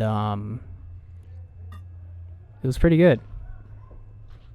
You know, I think people like to. It's very easy to judge a person on the surface level, and it's very hard to sit down and learn and go through the actual information or the facts. Yeah. You know, you see headlines on the news all the time, and sometimes that's only I mean, I'm guilty of it. Reading a headline and automatically thinking it's the truth, rather than like going through like the actual full video and hearing and learning the information yourself and making your own opinion. I do that all the time. Yeah. Like I do that all the time too, but yeah. it's hard, but I think like that's what you have to do. Jeez, I gotta take a whizzer again. I'll be right back. I have to, the second wizard. This is gonna be the most whizzers in a podcast. All right, let's take another wizard break. This is the world record. All right. What were we talking about? Fuck. Damn, let me try and remember real quick. We were talking about Donald Trump. Oh yeah. We were talking about how the information. So it's like it's easy to see a headline and then automatically think it's the truth. Yeah. What do you think? Orange Man bad. Orange Man bad. Bad Orange Man. Bad Orange Man. I used to joke about him just because I thought like there was so many funny stuff that he was involved in. Yeah. But then the more I looked at him and observed him as an individual, I'm like, you know, maybe he's the only sensible person out there. Okay. Yeah. Okay. Think about this. We have, you know, back in 2019, 2018, throughout Donald Trump's presidency, we have Orange Man bad. We have, the story of him peeing on hookers, which was not true, apparently. I mean, if he peed on hookers, I wouldn't be mad at him. I wouldn't be mad at him either. You know, if it's consensual. Yeah. Like, if that's what the party wanted to do. Yeah. It's up to them. And then we have, hey, Donald Trump has small hands. Like, look at his hands. They're so small. Okay. I never noticed how small they are. Okay. Keep this in mind. Now we have the president's son. We have pictures of him smoking crack, which It's illegal. We have Joe Biden saying, there's a video of him saying, like, if you own this amount of crack, you could be put in prison for 5 years. Okay, I'm gonna play devil's advocate right now. Okay, real quick. Before you do that, there's video evidence of him smoking crack. There's no repercussions. And I don't hear a peep about it in the media. I don't hear anyone talking about it. So, like, if the roles were reversed, we would hear that nonstop 24/7, bro. Yeah, I understand where you're coming from. I'm gonna play devil's advocate. Okay, do it. I'm gonna say, like, yes, Hunter Biden is a drug addict. Yeah, but that should not have any effect on the president. Okay, here's where the devil's advocate. I'm gonna play devil's advocate as well. It does have an effect because his iCloud was leaked, and what Hunter Biden calls his dad, his name is Pedo Peter. Yeah. Oh shit. So there is an effect on the president. Maybe he forgot the R. Maybe he likes to call himself Pedro. Pedro Peter? Yeah. I don't know. I think it was deliberate.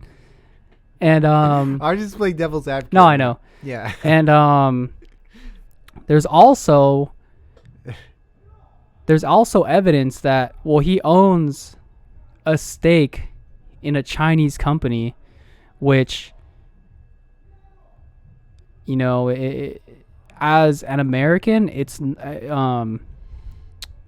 being owned by the Chinese Communist Party is very dangerous. Mm-hmm. Very dangerous. And so it just shows that there's involvement with Joe Biden and his son being involved in China. So there is evidence to prove that they are involved. Which they're in bed with China pretty much. So they're fucking China? They're fucking China. Or China's fucking them? I think it's I think China is fucking the United States. You heard it here first. China's fucking the United States, like there it is. Yeah. I think, like, I don't know, like, I don't think what's his name, Biden or whatever his name is. Hunter Biden? No. Joe Biden. Pedo Peter? Pedo Peter. I don't think Pedo Peter should have to answer for his son's cocaine addiction. Yeah. He should have to answer if he's a pedo, for sure. Well, if he's the president, and millions of people, but if not thousands, are being locked up for what he's doing. Yeah. Isn't that kind of hypocritical? Definitely, I agree. If he's the pedo, he should definitely be locked up. But those people need to come out, accuse him, unless they're being silenced. No, I mean, like, for drugs, for the crack and stuff, like a bunch of black people and like. Oh, you're saying like, for what Hunter's doing? Yeah. Like, the fact that he's not locking up Hunter, but he's locking up these other people. Yeah. He's being a hypocrite. Yeah. Yeah. I mean, that's a good point. For sure. It just shows like there's a saying, rules for thee and not for me. Yeah, but at the same time, if Trump were president, and this is just me trying to be as fair as possible. If Trump were president and like any of his children or family relatives were accused of any little illegal activity, he would have to immediately impose some type of law or restriction on them. Yeah, like they would have to go jail or whatever.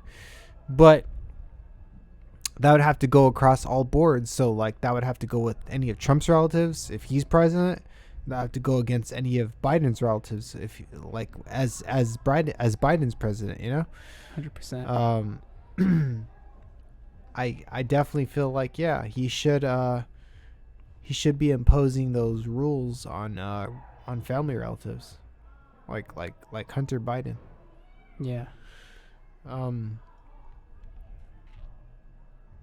I think the biggest reason why Biden shouldn't be president doesn't even have to do with the possibility of him being a pedo or being fucking what's the other thing? Being in bed with China. Yeah, being in bed with China or allowing his son to do crack. I think like the biggest reason for why he shouldn't be president is because he has fucking dementia. 100%. Like if I can think straighter than him being drunk, then he fucking shouldn't be president. Can you imagine if you're a world leader and like if you're Putin or if you're the leader of China? Can you imagine like what they're thinking? Like They're this like, dude, this fucking clown. Look at this clown. Yeah. And look at how bad we look. Yeah. 10 beers in, they're still thinking straighter than Joe Biden. Yeah. And it blows my mind that people aren't like people. Hey, did you sorry, I'm gonna let you get to you. My bad. I'm getting carried away right now. Yeah. No, I was just gonna say that people aren't realizing that there's a serious problem with that he has dementia. For sure. And you see that like there's a video of him trying to shake someone's hand that's not even there. I don't know if you've seen that. He's reading I didn't see that one, but that sounds hilarious. He's like reading whatever he has to read, his fucking script that he reads. And then he turns and he's like, and there's nobody there. And then like sometimes he forgets where he's at. And like it's kind of bad, you know? Like it's really it's bad. sad. It's really sad. It's very sad. Like if your grandpa had dementia, that'd be kind of sad, you know? Like you shouldn't be the president. Did you hear about how he said he had cancer? Yeah. That shit's fucking hilarious. He's like, and I have cancer or something like that. And I was like, what? Yeah. And then the White House like essentially had to like fix that. They're like, oh, he had skin cancer about like 4 years ago or something like that. It's like for all we know, he could probably have cancer. And just like, doing damage control. Yeah, I feel bad for the White House team. They just gotta fix everything that he does. I don't feel bad for them. Hey, they didn't vote for him. Like not all those people voted for him. Well, I don't feel bad for them because it shouldn't be like that in the first place. Like it should be it should be led by a leader that's competent. Like I feel like even before he was elected, he was showing signs of dementia as well. So people, I feel like, should have been aware of that. And like if we voted for him and if he got into office, like this could potentially happen. Yeah. And like I don't know. I don't even think he won the election, bro. He did not win. Bro, the most popular president, he got 84 million votes, bro. He didn't even There's this documentary called 2000 Meals. Yeah. And it goes into very great depth into so what they did was they used geo-tracking on your phone so they can tell what location a person has been based off of the data of your phone. And so what they did was tracked individuals throughout these ballot drops across the United States. And what they found was that what they would do is like at 2 a.m, they would take this route throughout all of these ballot drop boxes and drop off like 10 ballots in one drop box, 15 ballots in another drop box at like 2 or 3 a.m. And they were able to track where they were at a specific time and pull up cameras. And there's video evidence of them dropping these ballot, and there's hundreds of thousands of these that there's evidence to show that there were ballots dropped off. You know? Okay, so so you're saying there were ballots dropped off by people who didn't vote. Exactly. Yeah, or people that voted and then they just wanted to put in an extra vote for their party. Yeah, like there's no way of telling once the ballot is out of that initial mail-in thing, there's no way of telling like who the vote was for. Okay, that makes sense. So so they have cameras set around those ballot areas. Yeah. Interesting. Yeah, I think it's incredibly ineffective to just be able to randomly drop off your vote. Maybe a better way to do it is to like have your vote connected to like your social security or something. Okay, and think about this. COVID happened. Yeah. And all of a sudden they started passing laws that we need. Okay, it would be easier and it would be safer instead of going out to vote. It would be safer to have these ballots be dropped off at the mailbox. So I think there was some sort of, I'm pretty sure it was planned out. So COVID was a means to an end. Yeah. Yeah. There's a possibility of that. Especially, it's very convenient that right now COVID's not really a big issue. Yeah, but it's coming back. They say but they can predict when it's coming back. Yeah. That's the funniest thing is they can predict like, oh, at this time it's going to be bad again. Like now it's the monkeypox. Nah, I haven't heard nothing about. I've heard about the monkeypox, but I'm not really worried about it. Yeah. But to be honest, I wasn't worried about COVID either. Me either.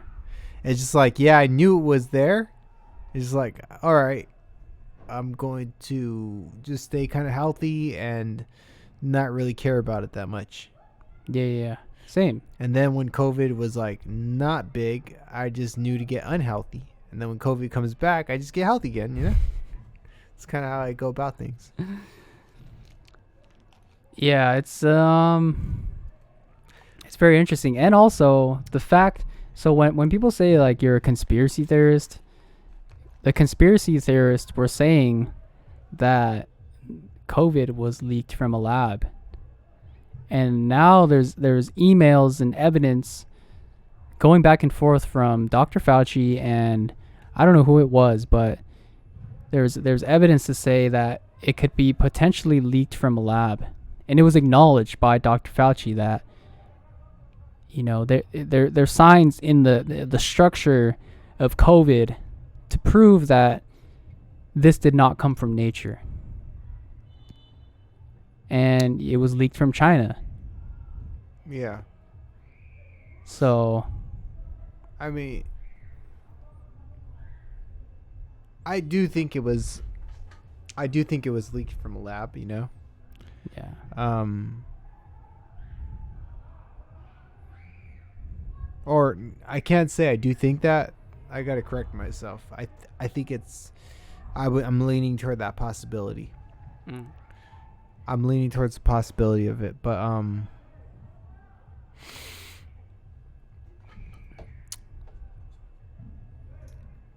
wasn't that Alex Jones who like was saying a lot of the stuff, and then later on It became true. Yeah, he people got mad at him about they got mad at him about it at first, and later on they found that he was right. Yeah, and a lot of the stuff that he said has became true, and that's the thing with Alex Jones is that, like we talked about earlier, about hearing something and automatically writing it off rather than trying to listen to actually what he's trying to say. And I mean, because a lot of the stuff that he said has become true. Yeah. I find it interesting. There's a lot of YouTubers that I enjoy their content. And it's not even from a political standpoint. I just enjoy their content for like entertainment purposes. And then I hear them talk a lot about like not to get too specific, like the right wing political ideas. Yeah. And they start talking about, oh, these people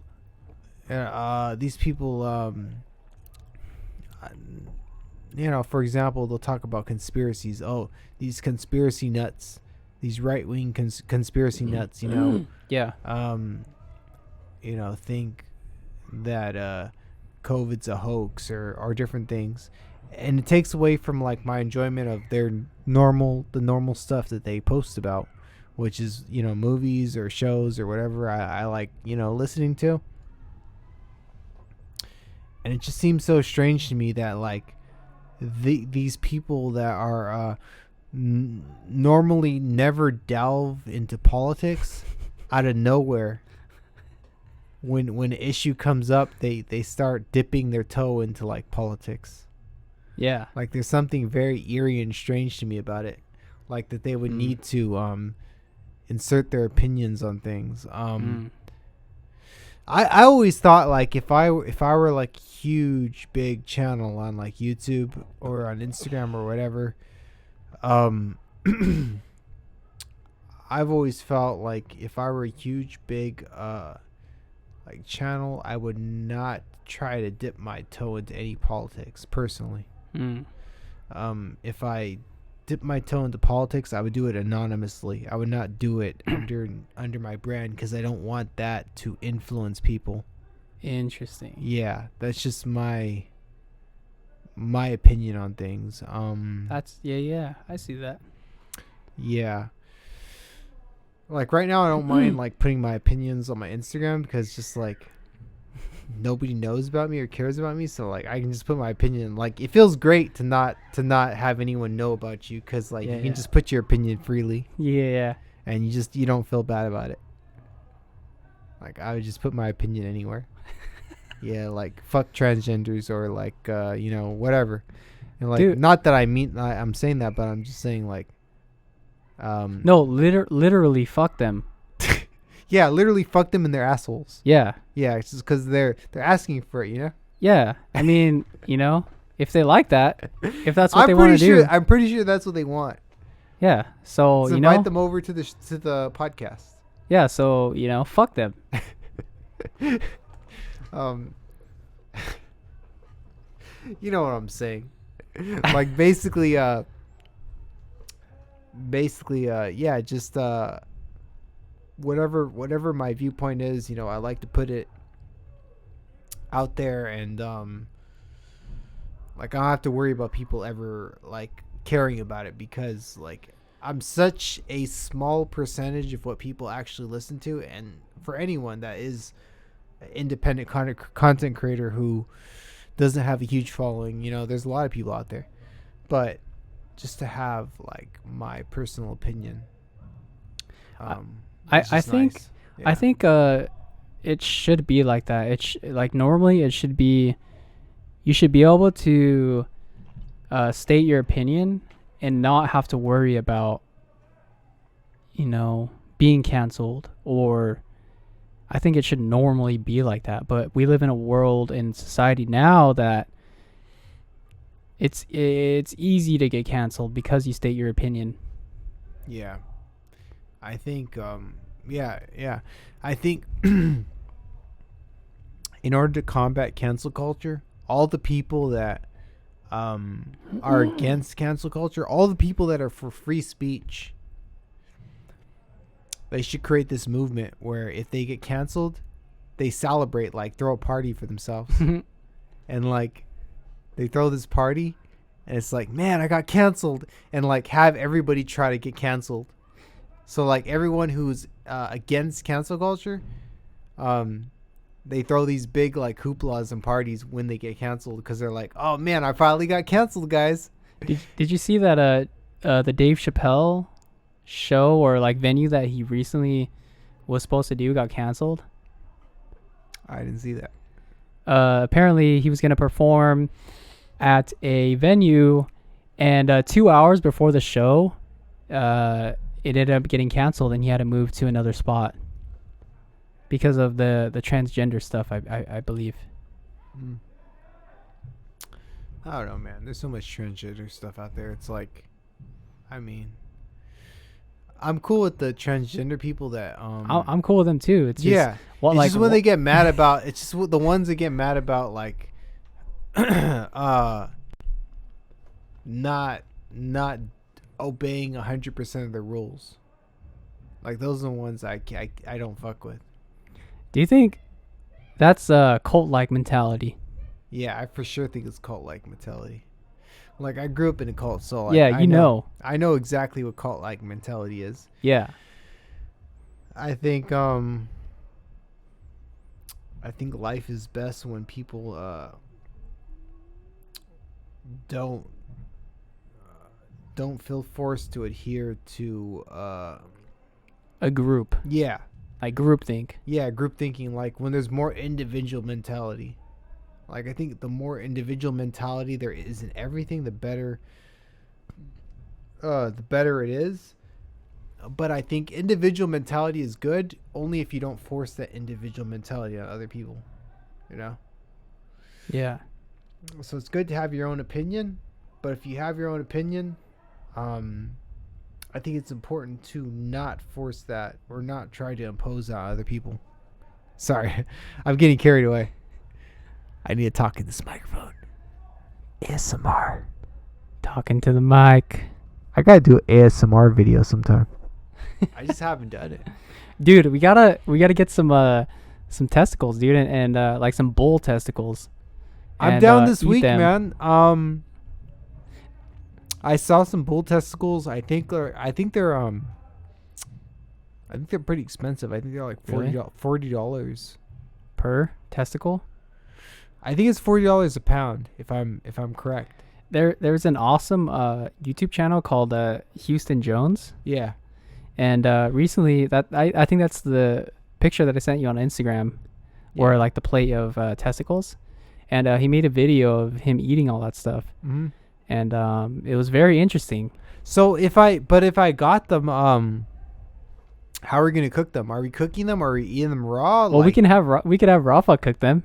We should have Rafa cook them. Yeah, make like a gourmet testicle meal. That would be pretty epic. Yeah, cause like I can definitely purchase them. Yeah, it's just like then we need to figure out how to cook them. Let's get with Rafa and let's get Rafa and create a whole video idea. Shout out Rafa. Shout out to Rafa. We need Rafa to cook our testicles for us. So it'd be funny to have like a sort of not even Hell's Kitchen, but so he cooks the dish and we don't tell him what it is, and we kind of judge him based off of the dish. Dude. Okay, so I have some ideas for like dishes. Like obviously bull testicles. I want to do like a series of like testicles for sure. Like all different types of animal testicles, bunny testicles, like whatever testicles we can find. Yeah. It would be even funnier if we gave Rafa the meat and we didn't tell him what it was. He'll probably know. Yeah. He'll look at it and be like, "What the fuck is this?" Dude, so I'm actually down this Saturday. I'll be down Sunday. Sunday? Yeah. If I order them, it's big if. If I order them, I'll have to keep them in my fridge. Yeah, just make sure they don't go. I'm go not bad. I'm not gonna let them go bad. No. I'll let them stay cold, nice and frosty, and then just get them to Rafa. I'll probably message him or whatever and be like, "Hey, Rafa, we need you over." I don't know if I don't know how he would cook them. Would he barbecue them? Would he like? It's up to him, dude. Whatever he Rafa's the wants to do. master. He's the man. The head he's chef. He's the head chef. We can't question the head We chef. just give him the testicles. Yeah. It's like, hey, Rafa, here's these balls. Do something with them. Make them edible for us. Yeah. I think he'll know what to do with the testicles. I think Rafa's a master with balls. Yeah. I'm curious to see to taste what he does taste the what I'm curious to find out what kind of dish he makes with the testicles. I'm curious too, man. Yeah.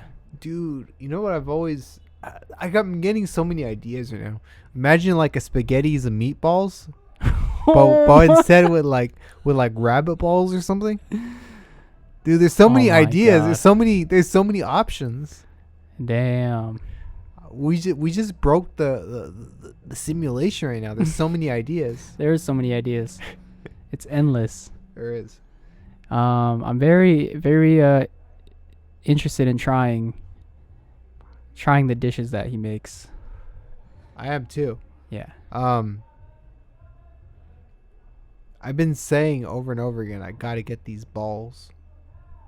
But if I get the balls, I'm immediately messaging you. Yeah. And I'm I'm gonna open up a chat with Rafa and you and just be like, hey, we need to cook these balls, and whoever else. If let's say I get like a pound of balls, and like I get like 10 balls, It'd just be like, we gotta think of a bunch of people that we want to invite. Exactly which people we want to invite that would be willing to taste the balls. I can think of a few people that would want to taste the balls. Who? I think Ty Ty. might be able to. Yeah, Ty. I think Ty he would be would. able to. I think he would like to. Ty likes to taste the rainbow. Yeah. We got Ty. I think Rafa would be down to try. Yeah, Rafa would 100% be down. Yeah, me, you. Yeah. Who else? You think Jose would try him? He might be down. He might be down. Jose. I think he might be down. I think Jose might be down too, man. I don't know, man. It's gonna be interesting for sure. I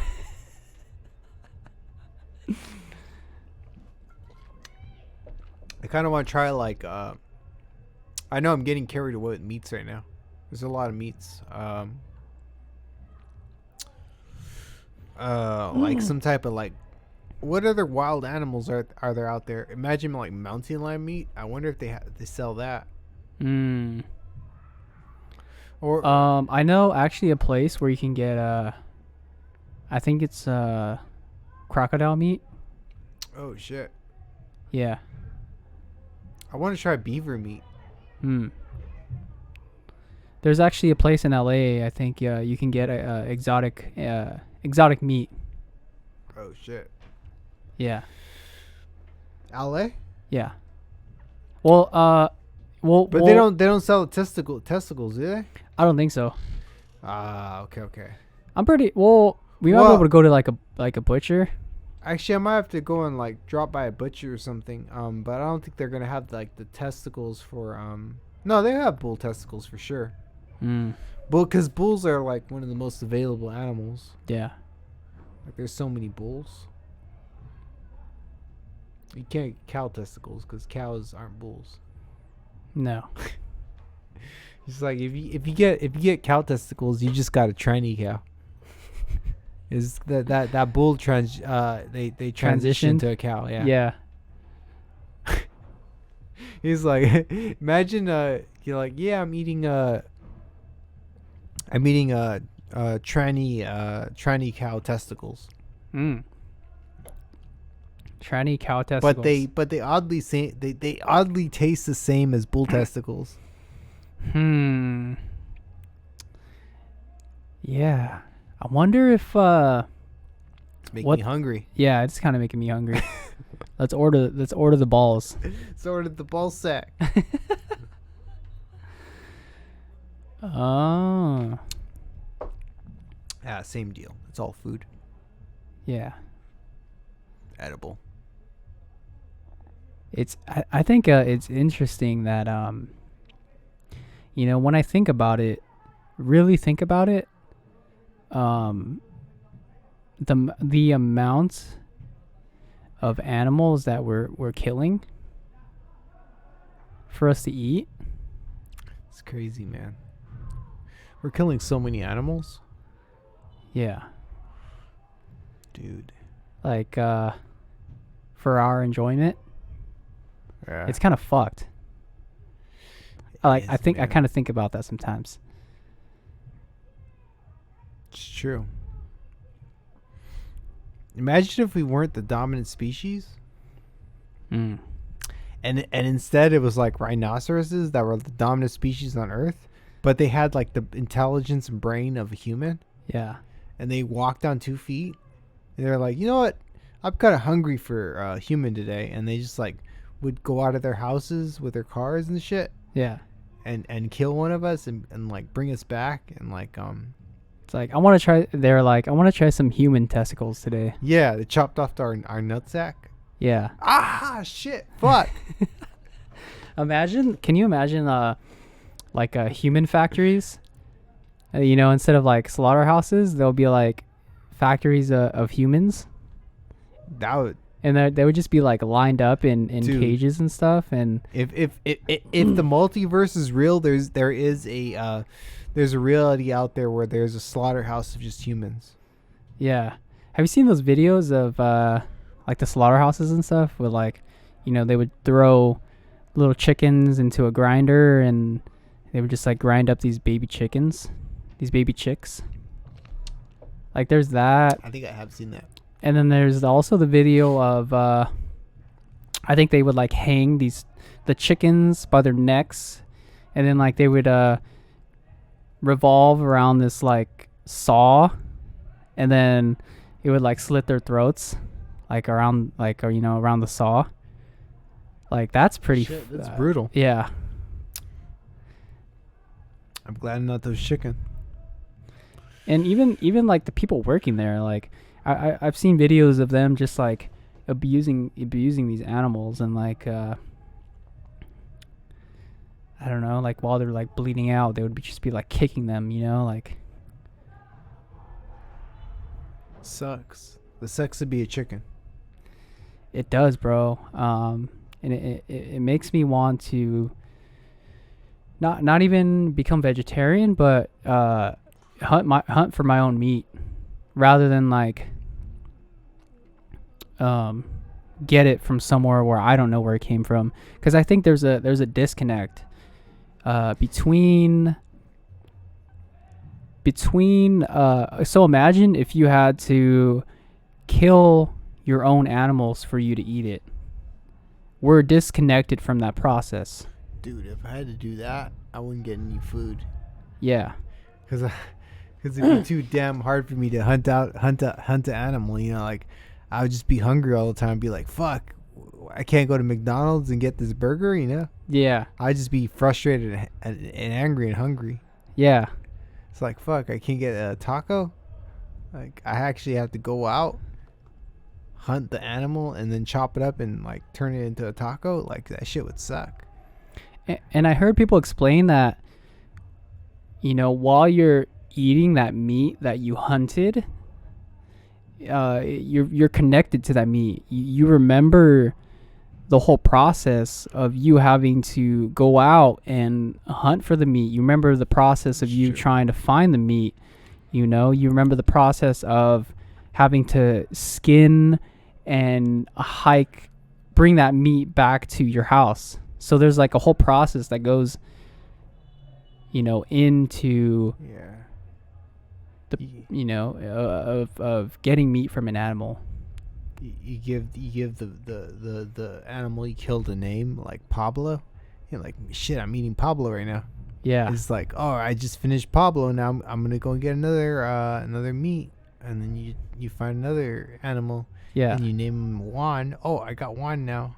And you Damn, just, like, Juan eating tastes him pretty good. Yeah, Juan's better than Pablo. Yeah, Juan has a little bit more fat. Yeah, you eat him for 2 weeks, and then you just move on to your next one. Yeah, like like, you know, you have a farm full of animals, like a farm full of pigs, and you're like, you know what? I feel like eating Jeremy today. It's like, man, Jeremy's better than Marissa. You know, Jeremy's much better. Just meat's just better, you know? Oh, that's kind of fucked. It is. You just think of them as actual persons, but you're like, Jeremy's better. Yeah. No,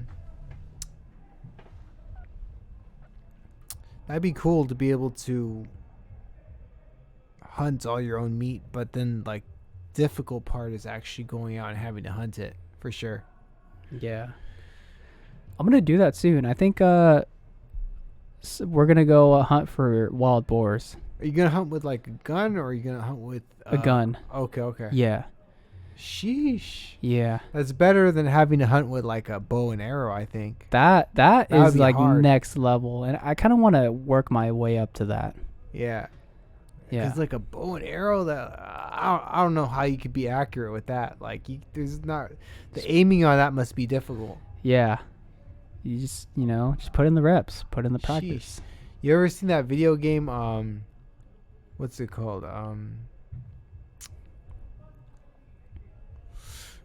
It's the video game about like that lady that hunts like giant dinosaurs and stuff.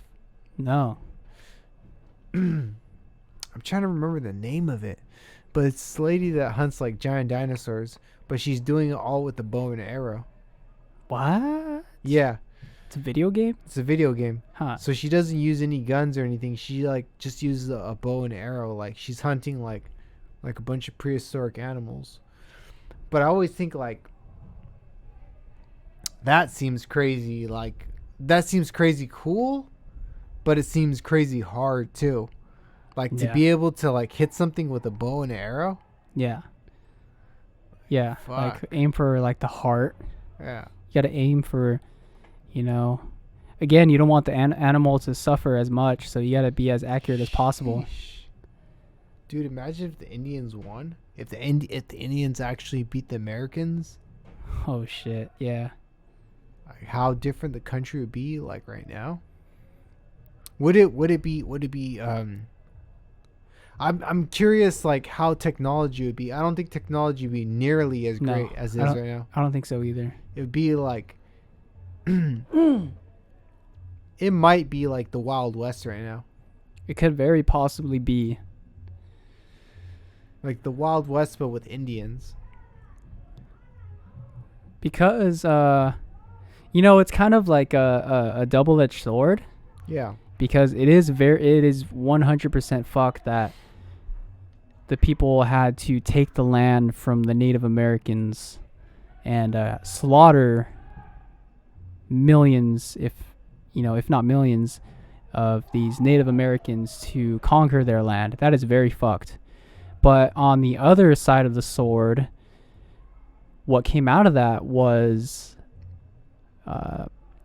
this constitution, this piece of paper that protects the individual rights of this inalienable rights given to you by God. Individual rights. It's not like they're protected by the government. And that wouldn't have came out if the Indians, the Native Americans, weren't conquered. Yeah. I'm just really curious why it was when Europeans came to the Americas and conquered the Native Americans that's what caused such an industrial revolution. Like, I'm curious, is it because the Europeans the Europeans were already very advanced, like in their native country, that they were able to bring those ideas? I think it was because the reason why they left was to escape from the king, the rule of the king, and they wanted to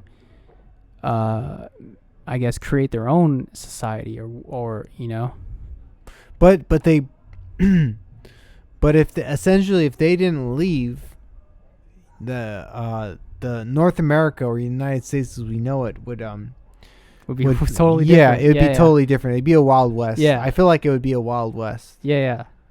Like I feel like Britain and the UK, the United Kingdom, would be like, they would essentially be like America. That is so wild to think that that could potentially have happened. They would have been extremely powerful in terms of money wise, and they'd probably be dealing with China, and they they would have most of the monetary power. I feel like how different the world would be, bro. Yeah, just because of people traveling over to another continent. We wouldn't be here right now. Yeah. I would be in Mexico probably. I would still be in Asia probably if... Yeah, we'd be there. And then we just be like chilling.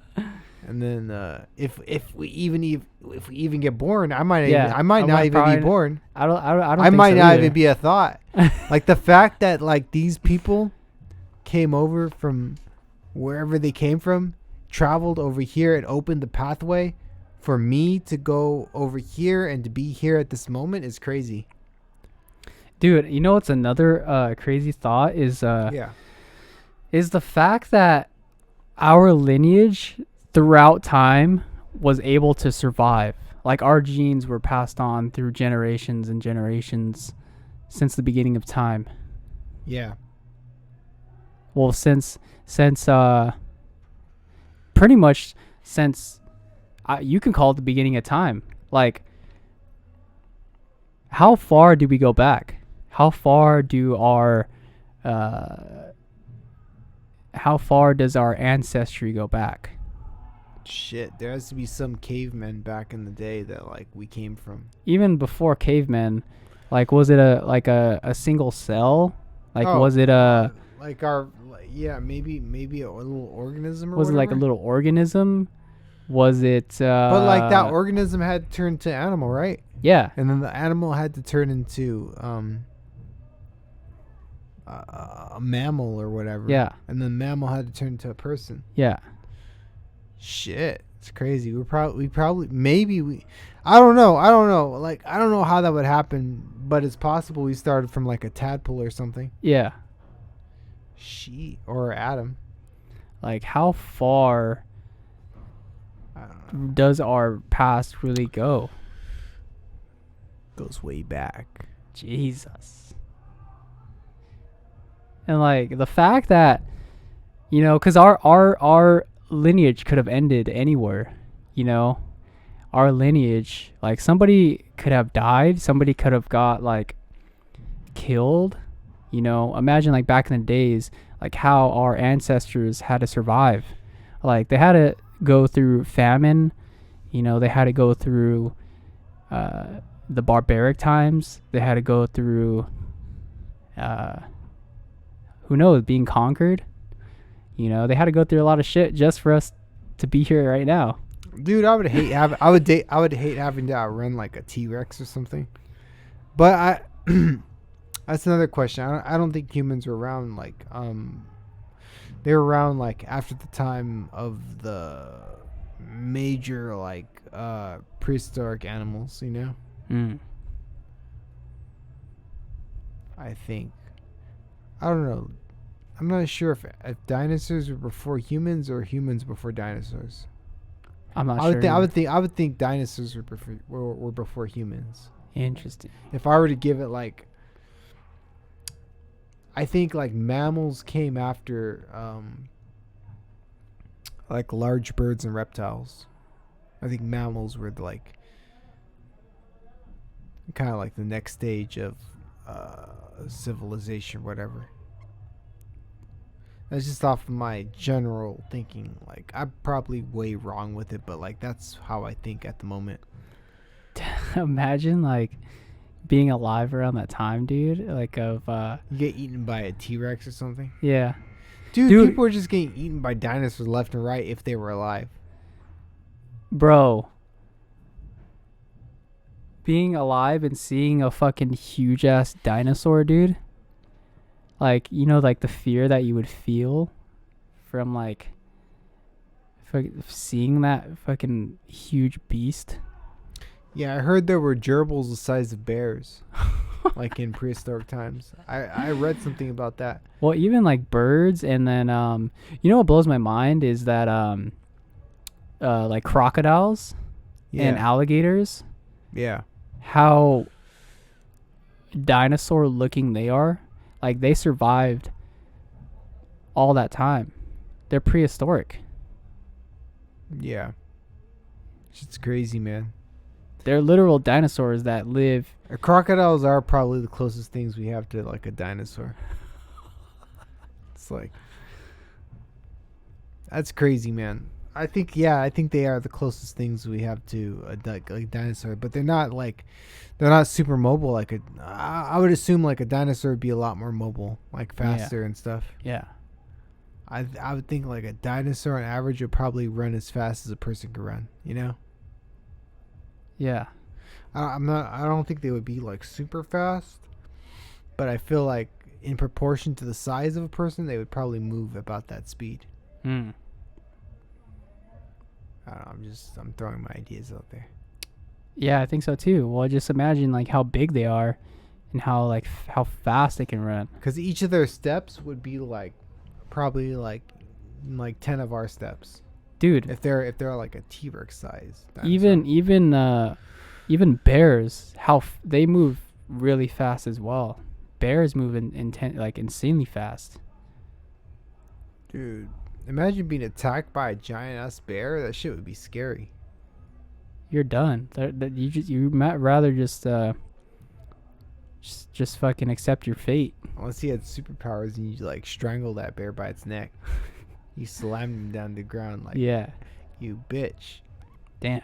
How dare you even attack me? Yeah. My super strength. Yeah. Dude, that would be quite impressive. If I were able to strangle a bear by his neck and throw him to the ground, Mm.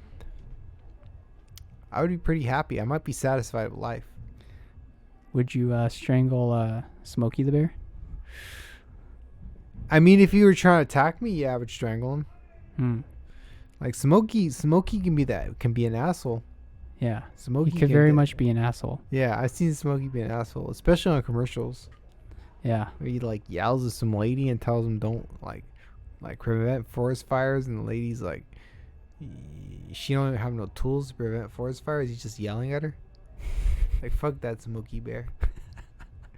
That guy's an asshole. I hope he falls off a cliff. Dude, I hope Smokey is I hope he's smoking. I hope he gets a Smokey right up the asshole. Yeah. I hope he's getting very smoky. He's like, yeah, give me a Smokey up the asshole. Like, that's actually something he likes. I'm like, oh shit, I didn't know that. Like, I hope he doesn't get a Smokey up the asshole. Yeah.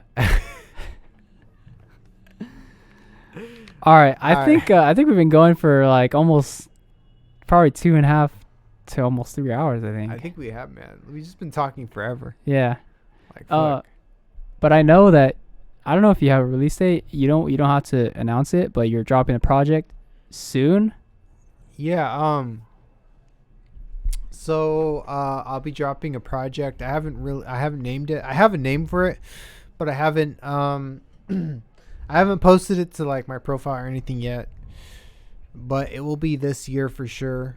It'll be October 22nd, 2022. It was originally scheduled for the 10th, but like I've pushed to the 22nd. And if you have the chance to check it out, that would be cool. It's just stuff that I'm really passionate about, stuff that I feel like people can appreciate or listen to.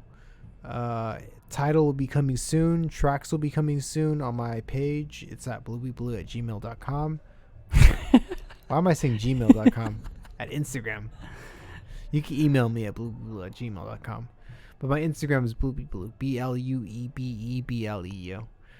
Yeah, I'm kind of buzzed, but yeah, you can email me, and you can follow my Instagram, and you can follow my YouTube, which is also Bluebebleu. Everything's Bluebebleu. So,